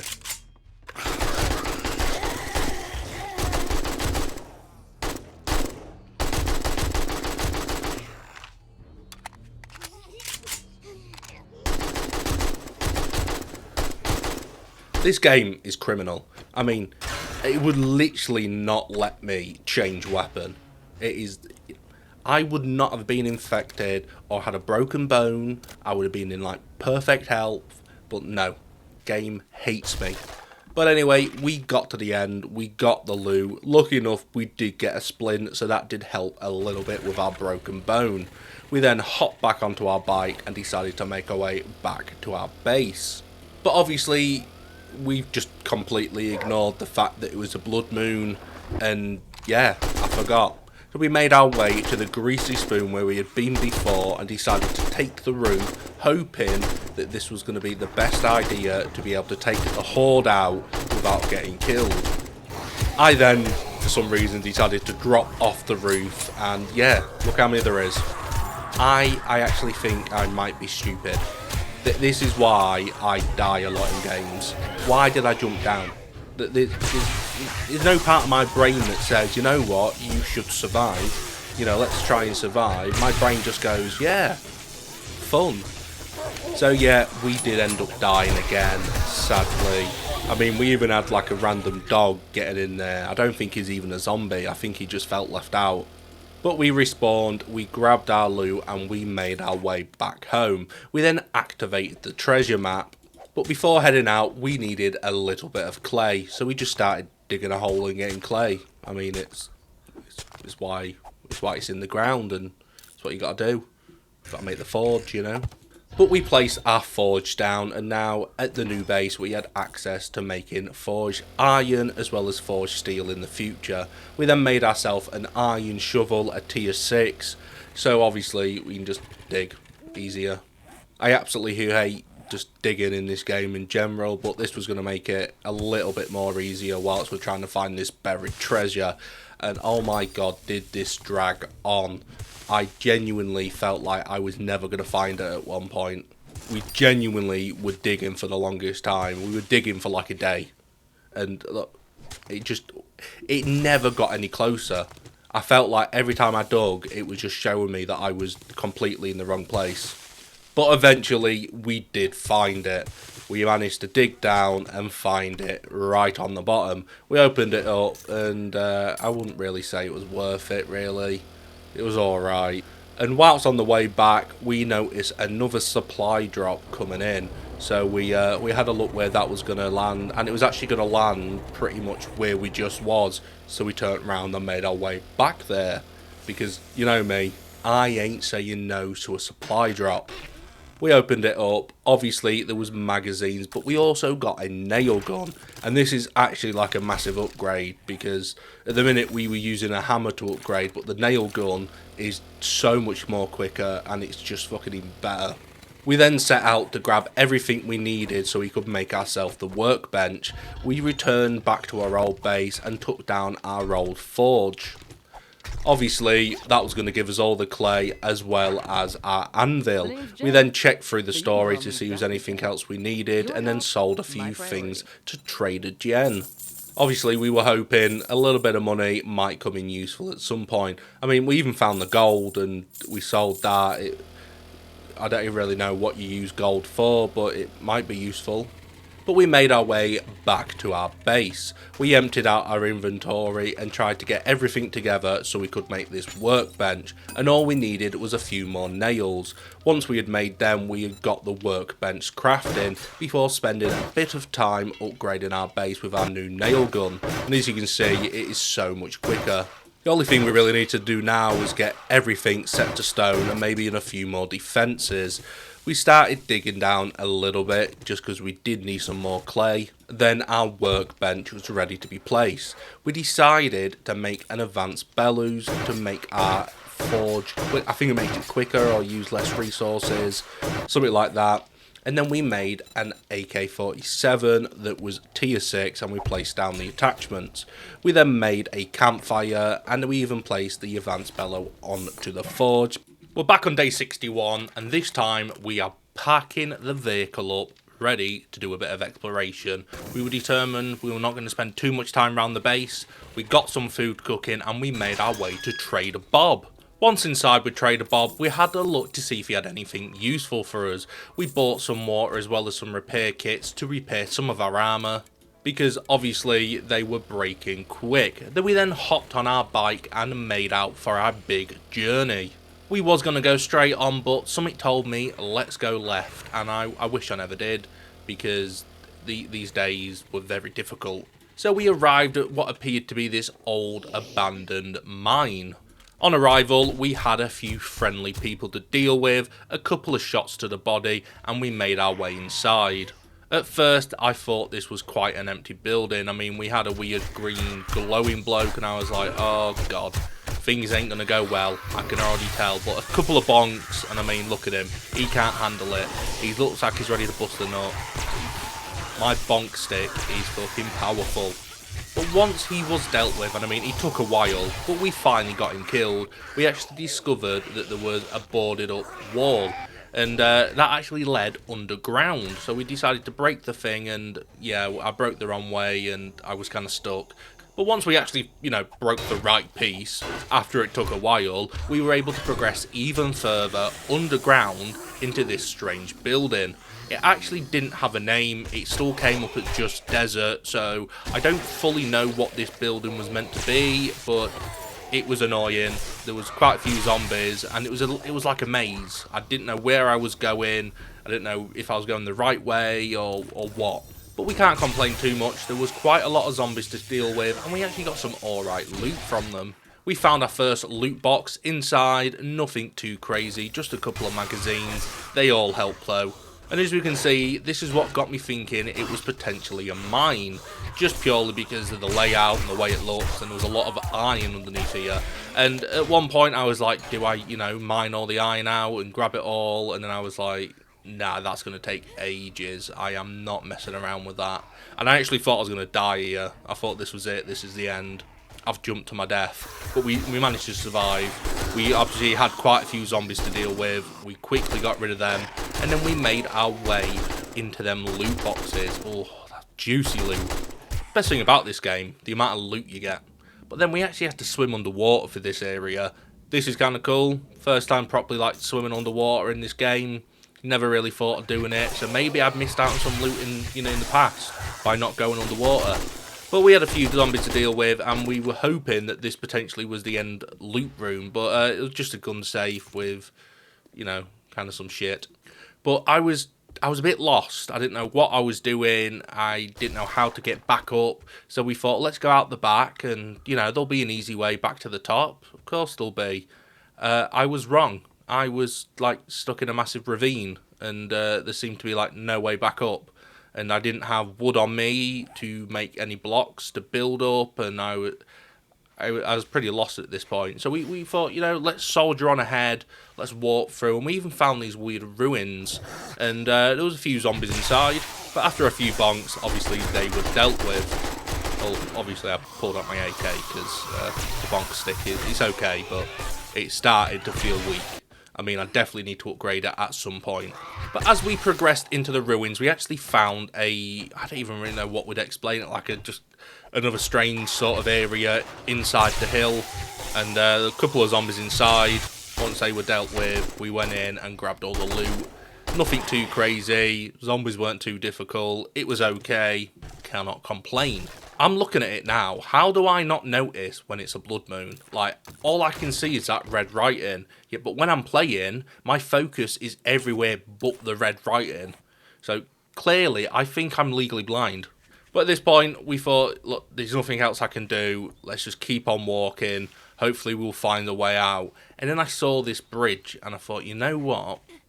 We could maybe build our way out. And lucky for us, with all the doors and walls we were breaking, we got enough wood to make enough building blocks and make our way out. And if you watch this jump, I don't know how I didn't die. I mean, this is risky. Look at that. I landed on the floating bit of stone. That was fucking scary. But with the blood moon coming, we thought, let's go on top of the bridge, set a campfire, get a bit of food cooking. You know, we were hungry, we were running out, we didn't have access to our bike, and we can spend the blood moon up here defending ourselves. And it was quite simple, really. It didn't take too much to get this blood moon over and done with. I mean, I wish they were all this easy. Day 64, and we are going even further. We had left the bridge behind, and we came across a fungi daycare. I mean, it's not really somewhere I'd take my kids with that name, but we killed the zombies inside, we did a bit of parkour on the play area, and we made it inside the fungi daycare. I'm not going to lie, the best thing about this place was the massive amount of books and legendary parts. I mean, we were finding them left, right and centre. Everywhere I went, look, new books, new books. We even got a treasure map. So we've always got that we can do in the future. But books, books, books. Zombies, more books, more zombies, and then a couple more books. Things were looking good in here. I mean, why can't all the buildings have this many books? I mean, we did fall through the floor, and that was a bit of a scary moment, but who cares? Because there's books inside this room. But obviously, once we had dealt with all the zombies, and I mean, we were getting quite a lot of XP at this point, we were leveling quite quick, and the AK was really helping us out. We managed to make it to the end where all the loot was. And whilst I was looting, we did have a few zombies coming towards us. I could hear them, but I thought, nah, they can't get to me. I'm going to be safe, you know. I'll be able to leave and it'll be nice and easy. Yeah, I was kind of wrong. They started like trying to swarm me as I was trying to leave. But we carried on going further. I mean, we're at the end of day 64. We spent a full day in that daycare, and we've come across this hotel. And we thought, you know what? We could either spend the night walking, you know, towards the bike, or we can go in Hotel Zombona. I mean, what a fucking name. Zombona. Yeah, that's probably what they get when they see brains. But talking of brains, it took some brains to make sure we got through this nice and safely. I mean, somehow we glitched out and almost fucking started floating like we'd had some mad spell on us. But, you know, we had zombies to kill, we had loot to get, and we made it through Hotel Zombona nice and quick. Early morning, day 65, when we were on the roof of the hotel, and we still had a few more zombies to bonk. Once they had been bonked successfully, we were able to go further into the hotel. But all I can say is, I hate the desert more and more with each passing day. Them stupid birds will not leave me alone. Every single time I go anywhere, them birds are trying to get me, and I've absolutely lost my mind with it. At this point, I could sort of feel myself getting closer and closer towards the loot, just purely because we were getting more and more zombies, but they were also getting harder. So once we dealt with a few in the hallway, we managed to make our way further down into the hotel, and this is where we probably came across the hardest sort of, you know, group of zombies there has been. But obviously first we made sure to grab any loot, and then we activated this switch, and it was a mistake.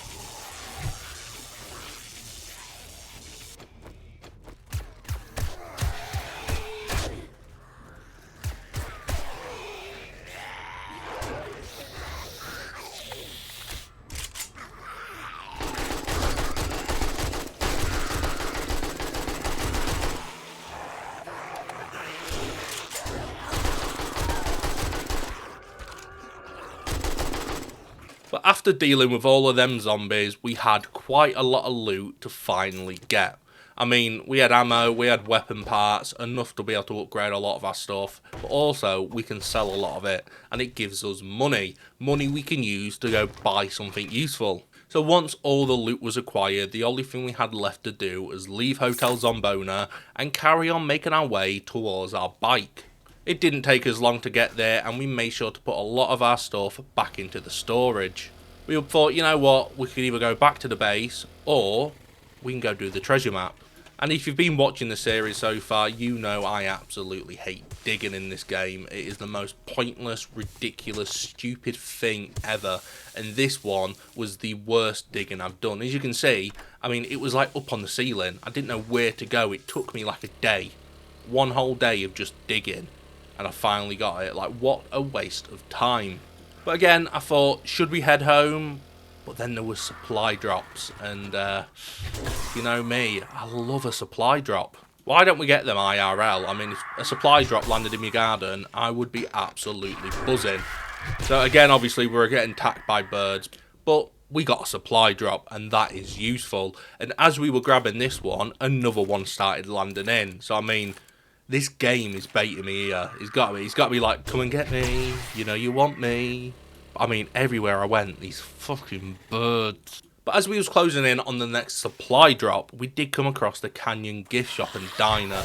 And something told me, you've got to go in there and loot it, it looks kind of cool. So we dealt with the zombies nice and easily, and we went in trying to grab the loot. I mean, this place had it going underground, we were, you know, climbing down rope, we were getting attacked by a bunch of zombies, like, I don't know what this place was meant to be, but it was not a gift shop. It felt more and more like a cartel safe house. But who cares? Crack-a-book boxes. Oh my god. I see them, I get excited. You know, parts of my body tingle that haven't tingled in a long time. Obviously, it would be nice to be able to open up these boxes without being attacked, but who cares? Books. But as we left, we had a few zombies not wanting us to leave, but, you know, sadly, we've got to go, boo. So we left, we hopped back on our bike, and we made our way over to the next supply drop. Inside, not too bad. Medication, some blocks, but magazines. And I mean, the amount of electrical ones we were getting at this point, we were pretty much almost ready to create a tier 6 stun baton. At this point, we were running out of fuel, and I was kind of getting desperate, and I thought, I'm not going to make it back. So we were searching every car I found, hoping to find some, but lucky enough, we managed to make it back with something like 6% fuel. We then went back to Trader Bob, and he gave us some rewards for the Vulture Slayer challenge, and we picked some 7.62. We then got attacked by another fucking bird. We then put a bunch of items into our storage. Once we had done that, we decided, let's make a tier 4 stun baton. I didn't want to wait until a tier 6, I wanted a new one soon. We then gathered the food that we actually made before we left, and we needed some clay to carry on making cobblestone rocks to upgrade our base. And then I had a smart idea of building like a moat around the base. So if the zombies do come, they've only got one way to come, through a nice little path. So I don't have a bunch of zombies all over the place, because this was a blood moon tonight. You don't see it in this part, but the next part you will see the blood moon. But it didn't take us too long to build a nice moat. So now the zombies had no way of coming to the front door of our base. But obviously we had a few cobblestone rocks to make, so we could carry on getting rid of the wood and making it into stone. Altogether, the base is looking loads better now. So here we are, day 70, waiting for the blood moon. I mean, doesn't the place look glorious? But zombies are coming and we need to be prepared. Initially, you know, the base was holding up quite well, and I was kind of impressed with how well we were doing.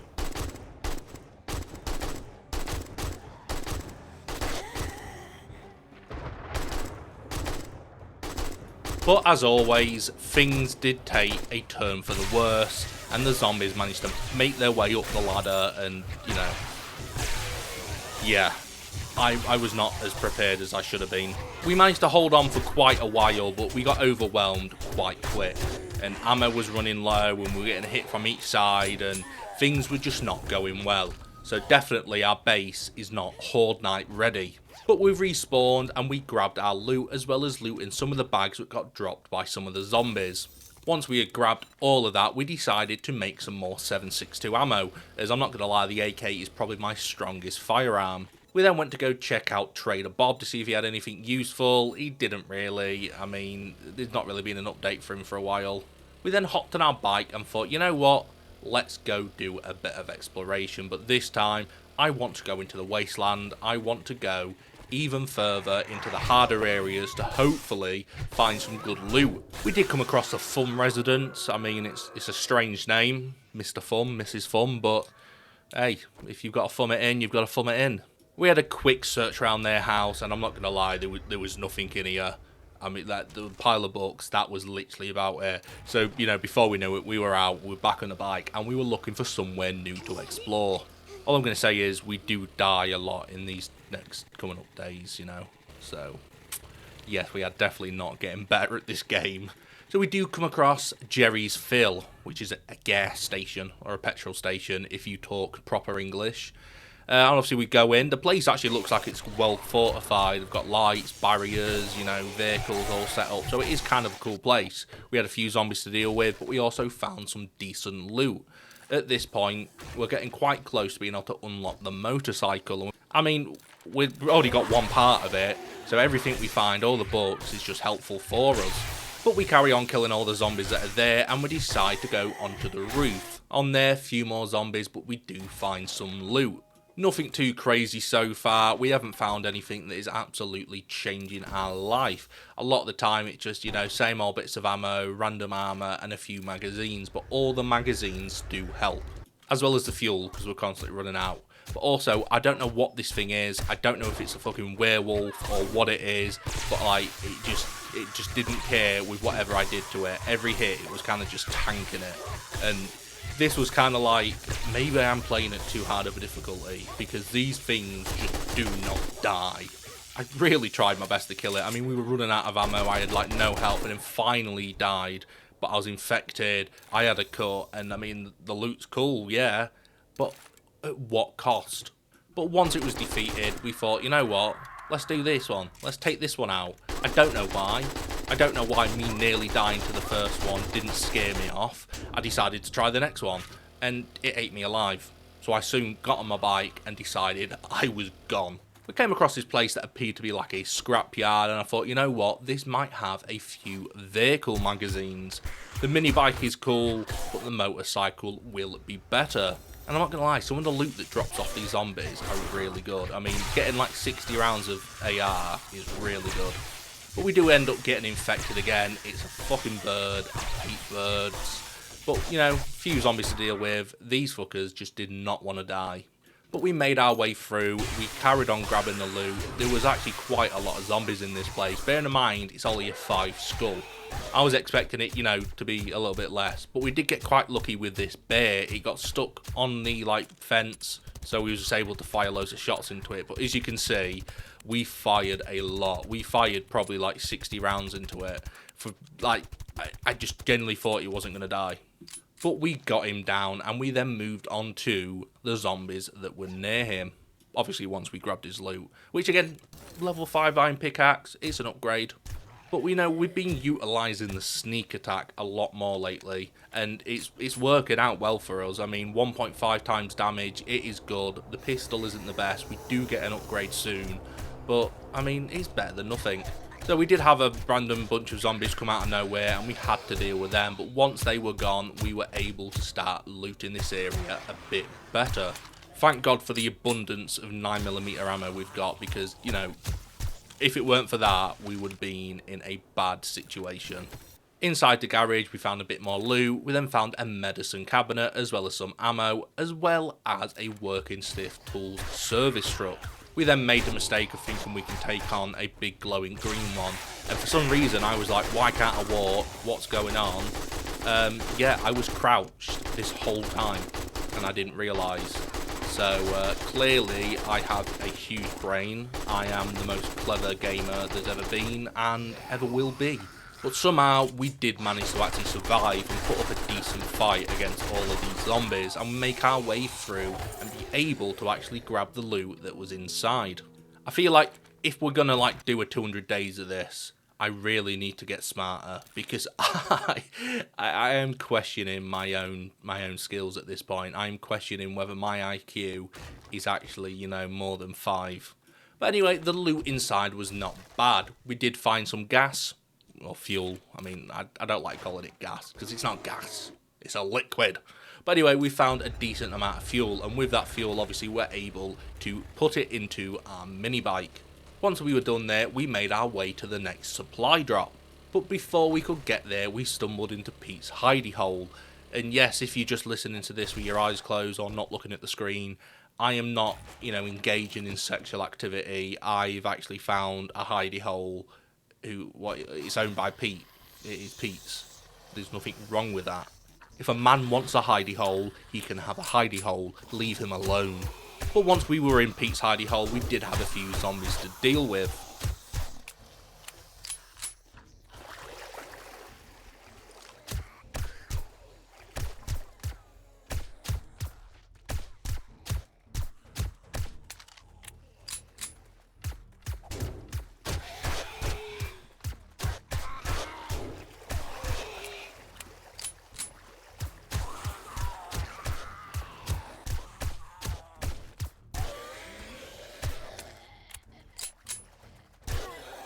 Once they were dealt with, we obviously went for the loot because, well, it's us. We love loot. And I mean, it wasn't too bad. We did find a better chest piece and we found some more ammo. We then were running away from a few zombies and took a bit of cover in the building before falling through the ground back into the water and having to deal with even more zombies. If I had described Pete's hidey hole in a few words, I would say small, tight, damp and smelly. But anyway, before you knew it, we were out of his hidey hole and we got attacked by another bird because I just fucking hate them. But we made our way to the supply drop. We found some medication that was actually able to cure us before we found some melee mods as well as some magazines. The melee mods were just going to get sold, but the magazines were going to get read.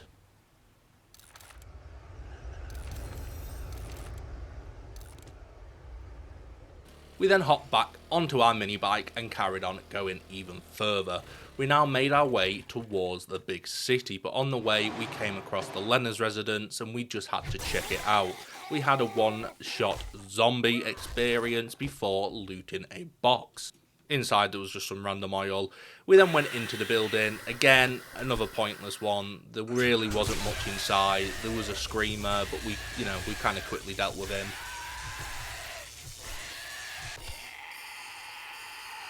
We did find one bookcase with a magazine in, but that was about it. We were then heading back towards the big city. This time I was ready for Gravestown. I was ready to take it on, and I was not going to take no for an answer until we kind of went into this car park and it all went wrong.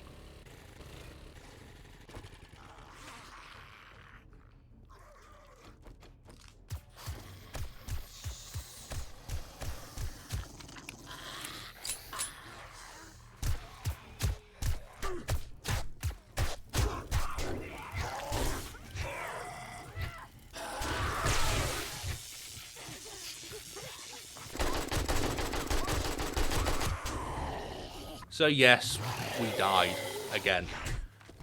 This time it was to that weird giant wolf again. I don't even know what it is. Is it like a werewolf? I don't think we will ever know.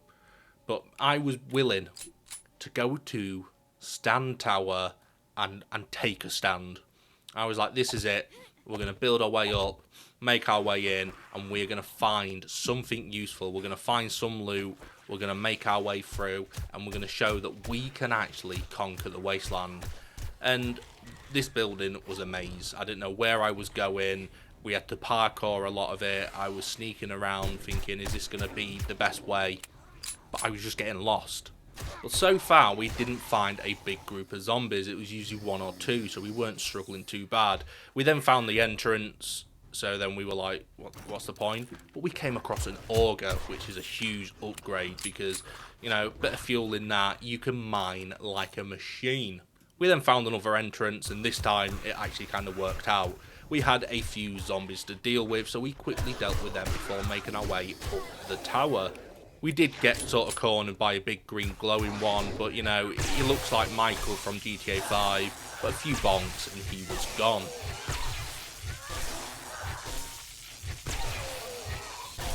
We then upgraded our intelligence to level 9, meaning that our stun batons were even stronger. And then we got jumped by another two glowing ones.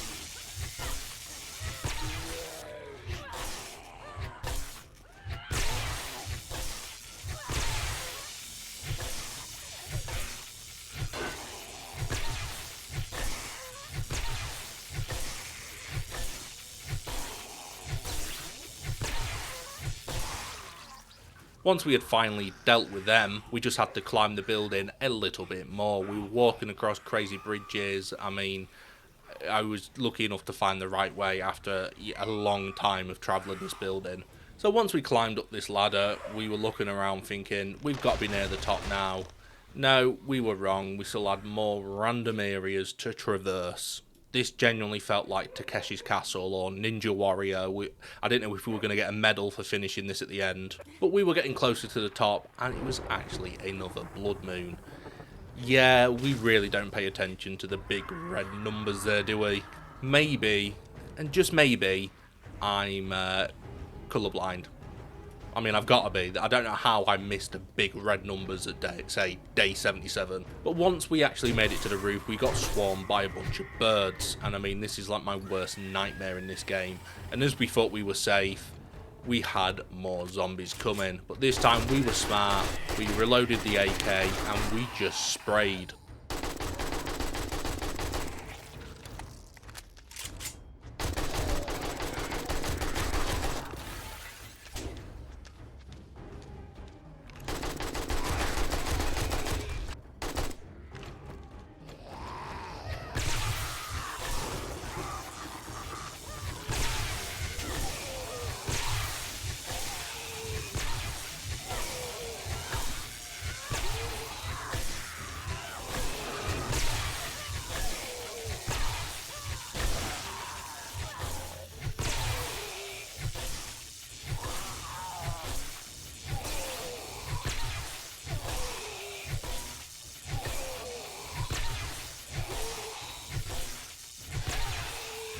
So before you knew it, we had finished the blood moon and taken out all the zombies.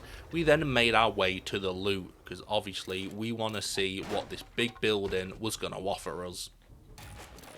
I wouldn't say I'm, like massively impressed with the loot. It's okay. I've had better. But you know what? It's all going to become useful at some point. Also, I would love to know the meaning behind the missing and wanted photos, because I definitely feel like some of them have got to be like developers or just like memes and stuff, because they're a bit weird. But anyway, as we Indiana Jones'd our way down the building, we made our way to the next supply drop, and we actually had to swim across some water to get there. But we were there before you knew it, and we grabbed all the loot. This time it had an ammo crafting bundle as well as a magazine bundle, and the ammo crafting bundle is quite good because it's 100 gunpowder. Then on the way back home, we had another supply drop, which we had to grab. This time again, food, water, a shotgun bundle, as well as another magazine bundle. At this point, we had a full inventory, and so was the mini bike, full of random stuff. We then went and saw Trader Jen and her beautiful assets, and made sure to sell all the stuff that we weren't going to need. We then decided to buy some fuel from her so we could fill up our mini bike. Then that was it, we were set off on our way back home. So far it's been a very long 9 days, and most of it has been spent fighting for our life, but we returned and we decided to make some 7.62 ammo. I'm not gonna lie, 100 gunpowder is nothing. We then decided to give the auger a go to see if it was actually going to be useful, and we needed some fuel for it, so we went and bought 2,000 fuel before putting a lot of it into the auger to give it a go. As we can see, it is a lot quicker than the pickaxe and it takes no stamina, so it is worth it. So we mined up a lot of iron before jumping out the hole and putting it back into the forge. The auger is definitely a massive upgrade compared to like the shovel and stuff, but needing so much fuel, that is the only letdown. We then do make ourselves an iron fire axe. We are now at the penultimate 10 days. We fill our mini bike full of medical supplies that we might need in these coming 10 days. Days 81 to 90, we are determined to make it as useful as possible so we can have an epic final 10 days. So whilst we are travelling near the food factory that we once went in and never completed, we do find a big old lump of coal. And you better call Chris Hansen, because I am pretending to be a miner. I am digging up all this coal, making sure we have enough so we can actually make ourselves a decent amount of gunpowder, because the thing is, as much as I love the stun baton, the AK has got a special place in my heart. I love to spray it, but the issue with that is I keep using way too much ammunition. Anyway, we arrive at 2-Bit Tower. Inside, you know, we're thinking, this is going to be easy. You know, I ain't worried. We'll take out the dog outside. We're going to be sneaky. You know, this can't be too difficult. We've been to the wasteland. We've done hard stuff before. Piece of cake. Boy, was I wrong. These were a rough couple of days. I can tell you that. I, at one point, was ready to just quit this whole 100 days and call it and be like, I'm not good enough. I can't survive. I can't make it in the zombie apocalypse. But anyway, we're in the underground garage, if you're American. Garage, if you're a normal English speaker. We had a couple of dogs come for us, but, you know, I've got that dog in me. I know what I'm doing. I mean, don't get me wrong, they kind of messed me up a little bit. But look at this. This is just at the, you know, the bottom floor. We're not even like... We're probably like 1% into this, and already we are being jumped by a massive swarm. This really is not looking good for us.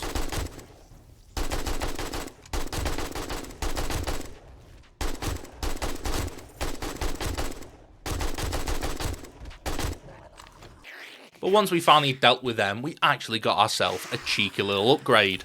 A tier 5. Stun baton. This is good. Ours is only a 4. A 5 is a little bit better. It's nothing mega, but, you know, I like my stun baton. I like to bonk them. And, you know, already it was feeling strong. We went round exploring all these, you know, underground areas, and we weren't finding anything too crazy, but we carried on looking just in case we did find something useful. But a lot of the time we just kept coming across weird types of zombies.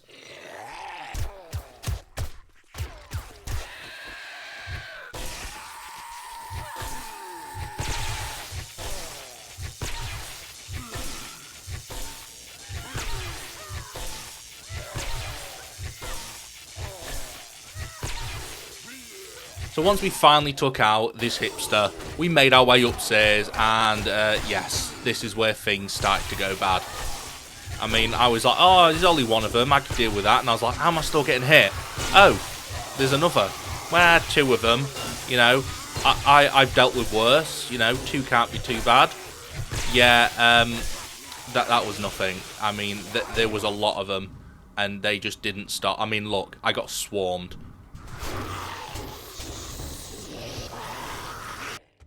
But obviously, we respawned, we made our way back after our horrible death, and, I mean, we struggled to even make it out of here. And then we thought, you know what? Oh, look, they can't get to us. Yeah, wrong again. I'm an idiot. I clearly don't know how I'm playing this game. I took a few out and was like, yeah, I'm so smart. I can definitely stand and fight these. Why? Why am I doing this myself? We get put in the corner, like we're back at school. They're all bullying us, calling us names, saying, look at you, you built like a froob.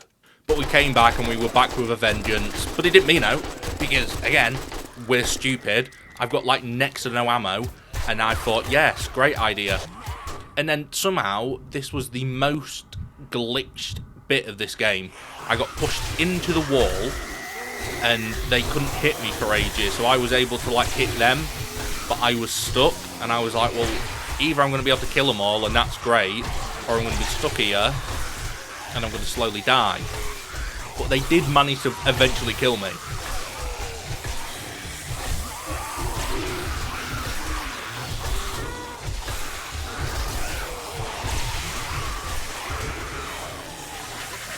So yes, we died, and we went back to go get our stuff, and it's stuck in the wall. So at this point, I didn't really know what to do, because we went outside and we had a bear and fucking zombies and everything, and it was just not looking good. But we had a supply drop, and I thought, you know what? This will cheer me up. I mean, it wasn't terrible. It could have been better. We got some coffee, you know, we got some food, some cornbread, whatever that is, some magazines, but yeah, was not really worth it. But we made our way back to our base, and we did have a smart-ish idea. We thought, let's go back, and we will grab the auger that we previously acquired. And we will use that to be able to dig out the wall and get the rest of our loot. And we were hoping this was going to work. Lucky for us, obviously, we had a bunch of fuel actually in our mini bike, because we're smart like that, because I had no money at the time, so it would have been very difficult. But we were able to get our stuff, and yeah, we were not ready for the 2-bit tower. We were not strong enough. So we went back home and we put all our items away because, you know, I felt defeated. I was like, you know what, for the next few days we're going to do nothing but sit around. And I thought, you know what, blood moon coming up, I'm even just going to chill on the roof. I thought, I'm not up for it. I was feeling down in the dumps, you know, things were not feeling good. But you know what, as always, killing a bunch of zombies, things started to feel better. I started to feel stronger and thought, you know what, we're not going to do this. We're going to finish this blood moon unscathed. We're actually going to do it. I mean, well, except from that, where we did get infected. I mean, fuck you. But we were willing to go back and just go through a little of the buildings in the wasteland. You know, nothing crazy. We're not going to go do 2-bit tower. Maybe more just, you know, a few random buildings and see if we can find something at least useful. So lucky for enough, we did eventually finish the blood moon. We had a couple zombies left to kill and we dealt with them nice and quick. We then hopped on our mini bike, and before we decided to go to the wasteland, we thought, let's go and get ourselves some of this juicy white powder. I mean, well, it's not that. Obviously, we know it's not. But we can say it's that, and people will think we're cool and we know drugs and stuff. But whilst we were out, we did notice that a supply drop did come down, and we were going to go for it. But we were smart and thought, let's actually go back to our base and start making our gunpowder.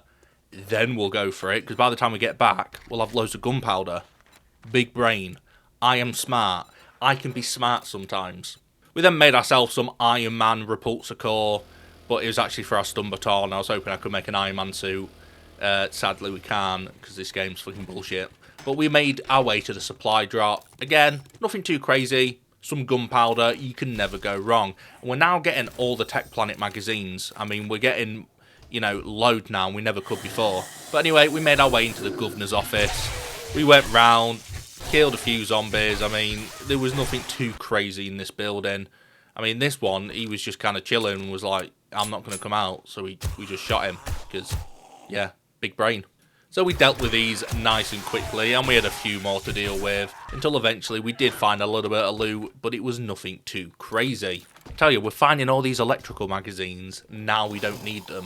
Where were these in the initial 80 days? We made our way into another building, again, a few zombies to deal with, nothing too crazy. The loot again, I wouldn't really say it was worth it, but we're getting XP for killing the zombies, so that does help. So after that atrocious loot, we made our way down the ladder and back into the street, and we thought, let's go for another building. You know what, I'm enjoying this. This is, you know, the right amount of zombies. And this building actually had quite a bit of loot, and again, it was tech magazines. We don't need them. Why are you giving me them now? We then found ourselves in Blaze and Burn's offices. I don't know what if it's meant to be like a weed lawyers or something, but yeah, they are giving me stoner vibes. We then dealt with this massive group of zombies as well that were, you know, guarding some loot.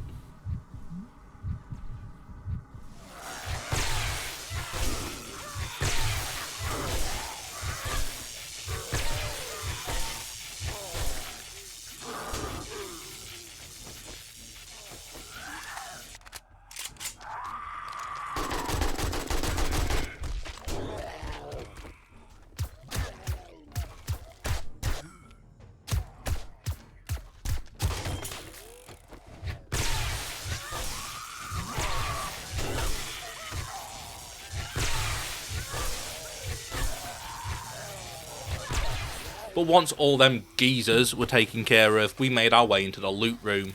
It wasn't too bad. Lucky enough, we did find some antibiotics, so we actually were able to cure our infection.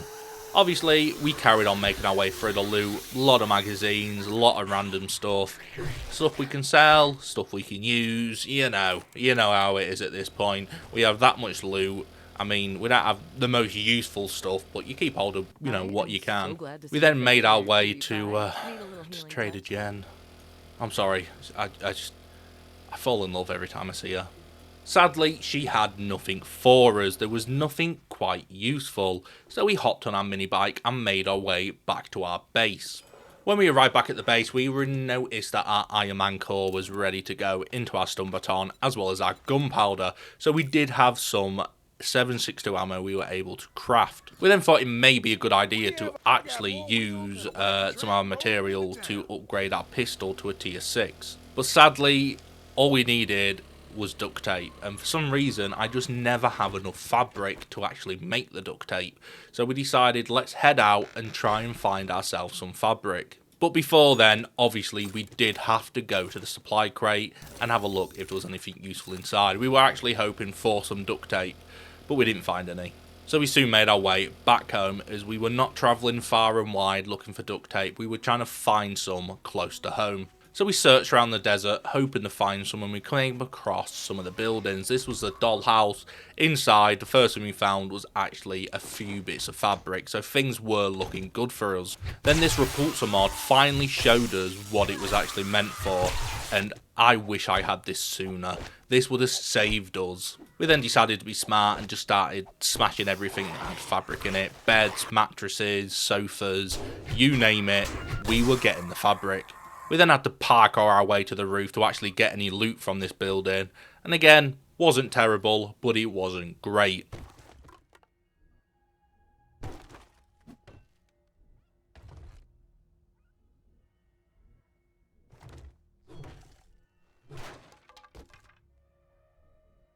So we made sure to grab all that. We jumped down and we actually found a couple of chairs that we were able to get some fabric from, as well as then moving on to another building, hoping to find some more. The initial zombies actually weren't too bad to deal with, but it was once we came in here and we had a bunch of dogs just come for us and things went bad. The only positive from all of this and almost dying is the fact that there were 3 mattresses in here, and that was exactly what we needed to have enough to make all the duct tape. We then made our way back home, and we were actually able to craft the new pistol, so things were looking good. So day 91 starts with us grabbing our brand new tier 6 pistol. Obviously we just had to change the attachments from a tier 3 to a tier 6, and then we just scrapped the tier 3, we had no use for it. Then randomly, a massive pack of dogs came running past the base, and some of them tried attacking the bottom, some were just stood in the distance. So I thought, well, it's better for us to get rid of them now than, you know, get swarmed in a bit. So this actually took longer than I thought it was going to. Like, I kept missing shots, and these dogs are pesky.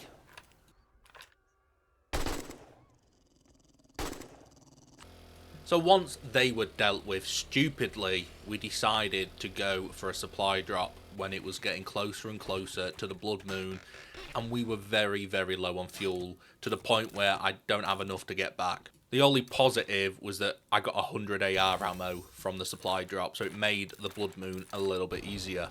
Also, with that magazine, it meant we can now craft the M60, which is a big LMG, so we might be doing that if we decide to go for 200 days.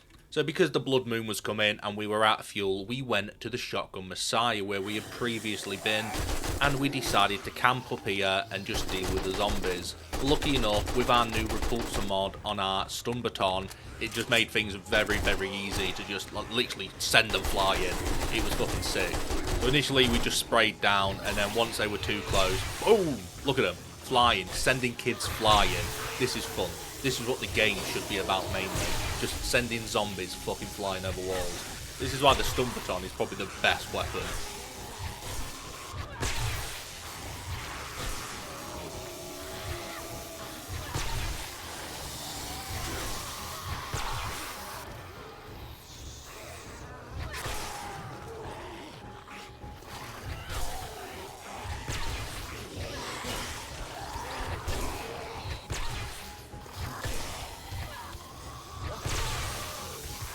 So after a very, very long fight and a lot of zombies killed, we actually survived our 10th blood moon. That is 10 survived. I mean, we've done a lot of blood moons, but at this point we have died in quite a few.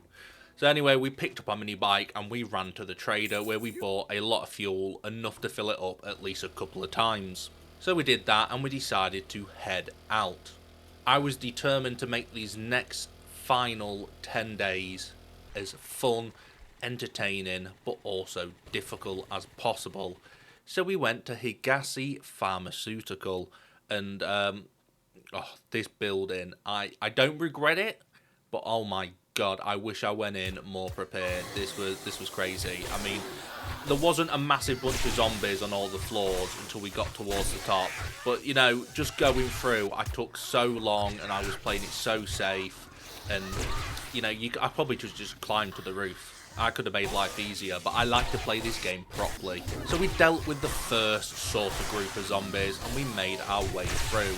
Going floor after floor, you know, clearing them all out, making sure we made good progress as well as quick, because we didn't want to take too long. Because obviously we're already on to day 93, and by day 100 we need to be back at home, ready to call it a day. So I'm now going to leave it to some beautiful sounding zombie killing.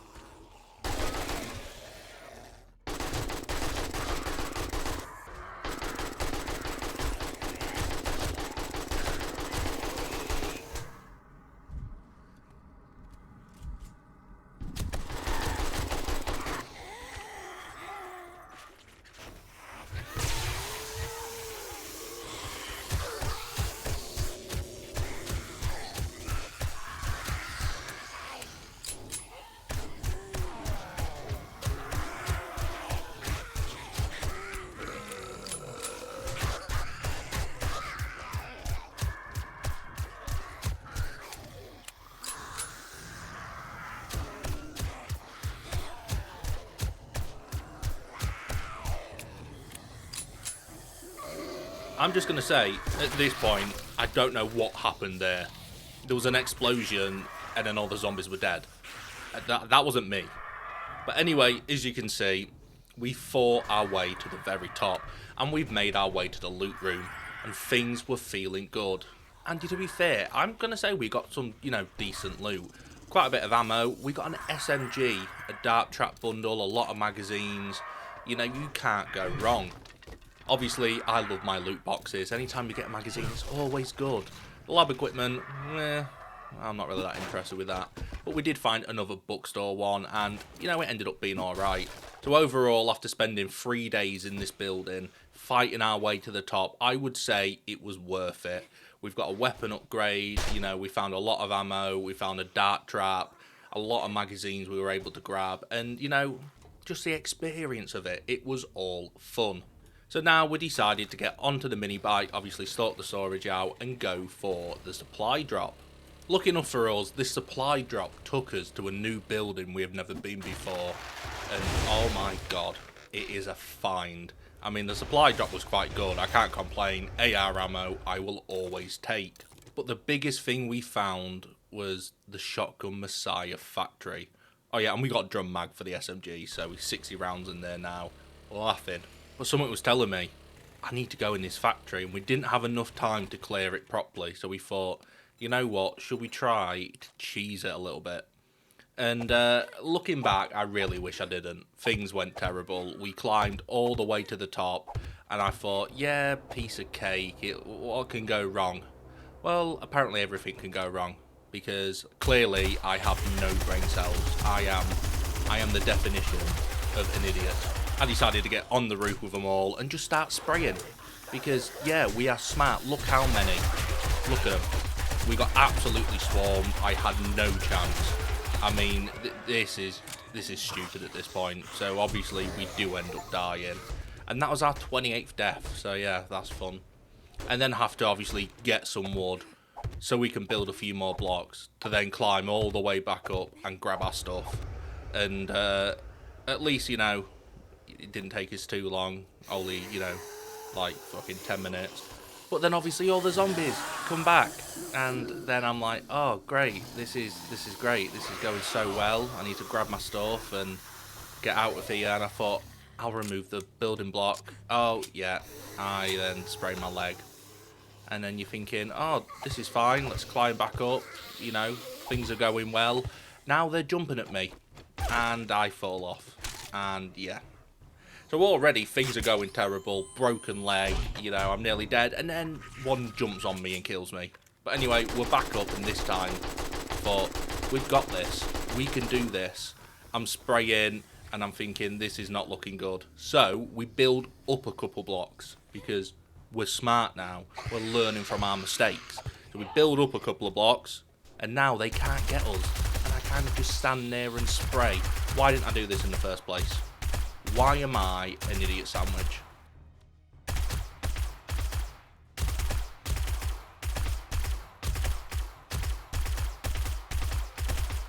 So once all these were dealt with, we jumped onto the roof and we started to find the loot. And sadly, it just wasn't that good. I was expecting like a lot. No, I was in the wrong area. And I think I found where the loot is. I've got a feeling it's going to be up there at the top. And I tried to climb up there, but there was just so many up here, and we had birds trying to get me. And again, as you can imagine, things went very wrong very quick.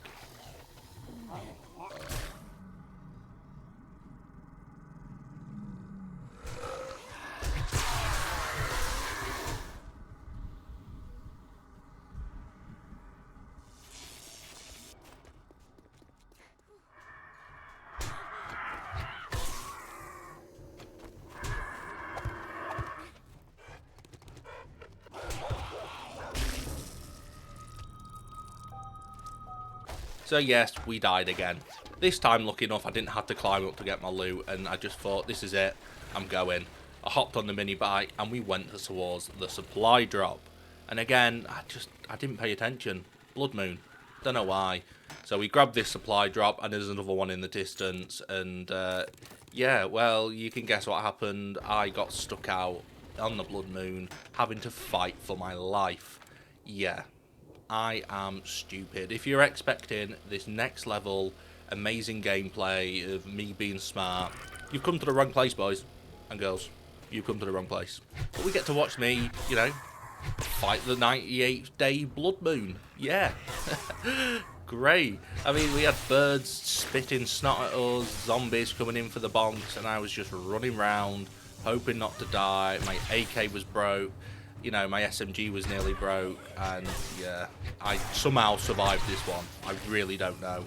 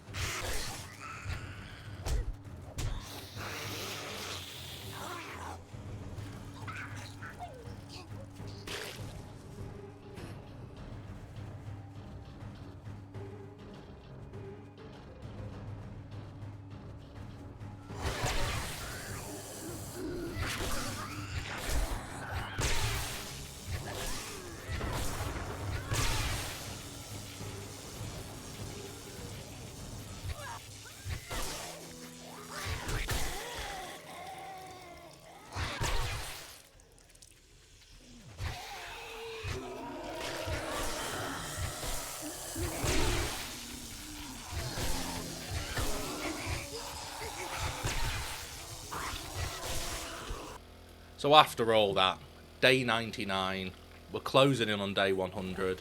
It is time to go home. I mean, I feel like we've had a very, very good 100 days.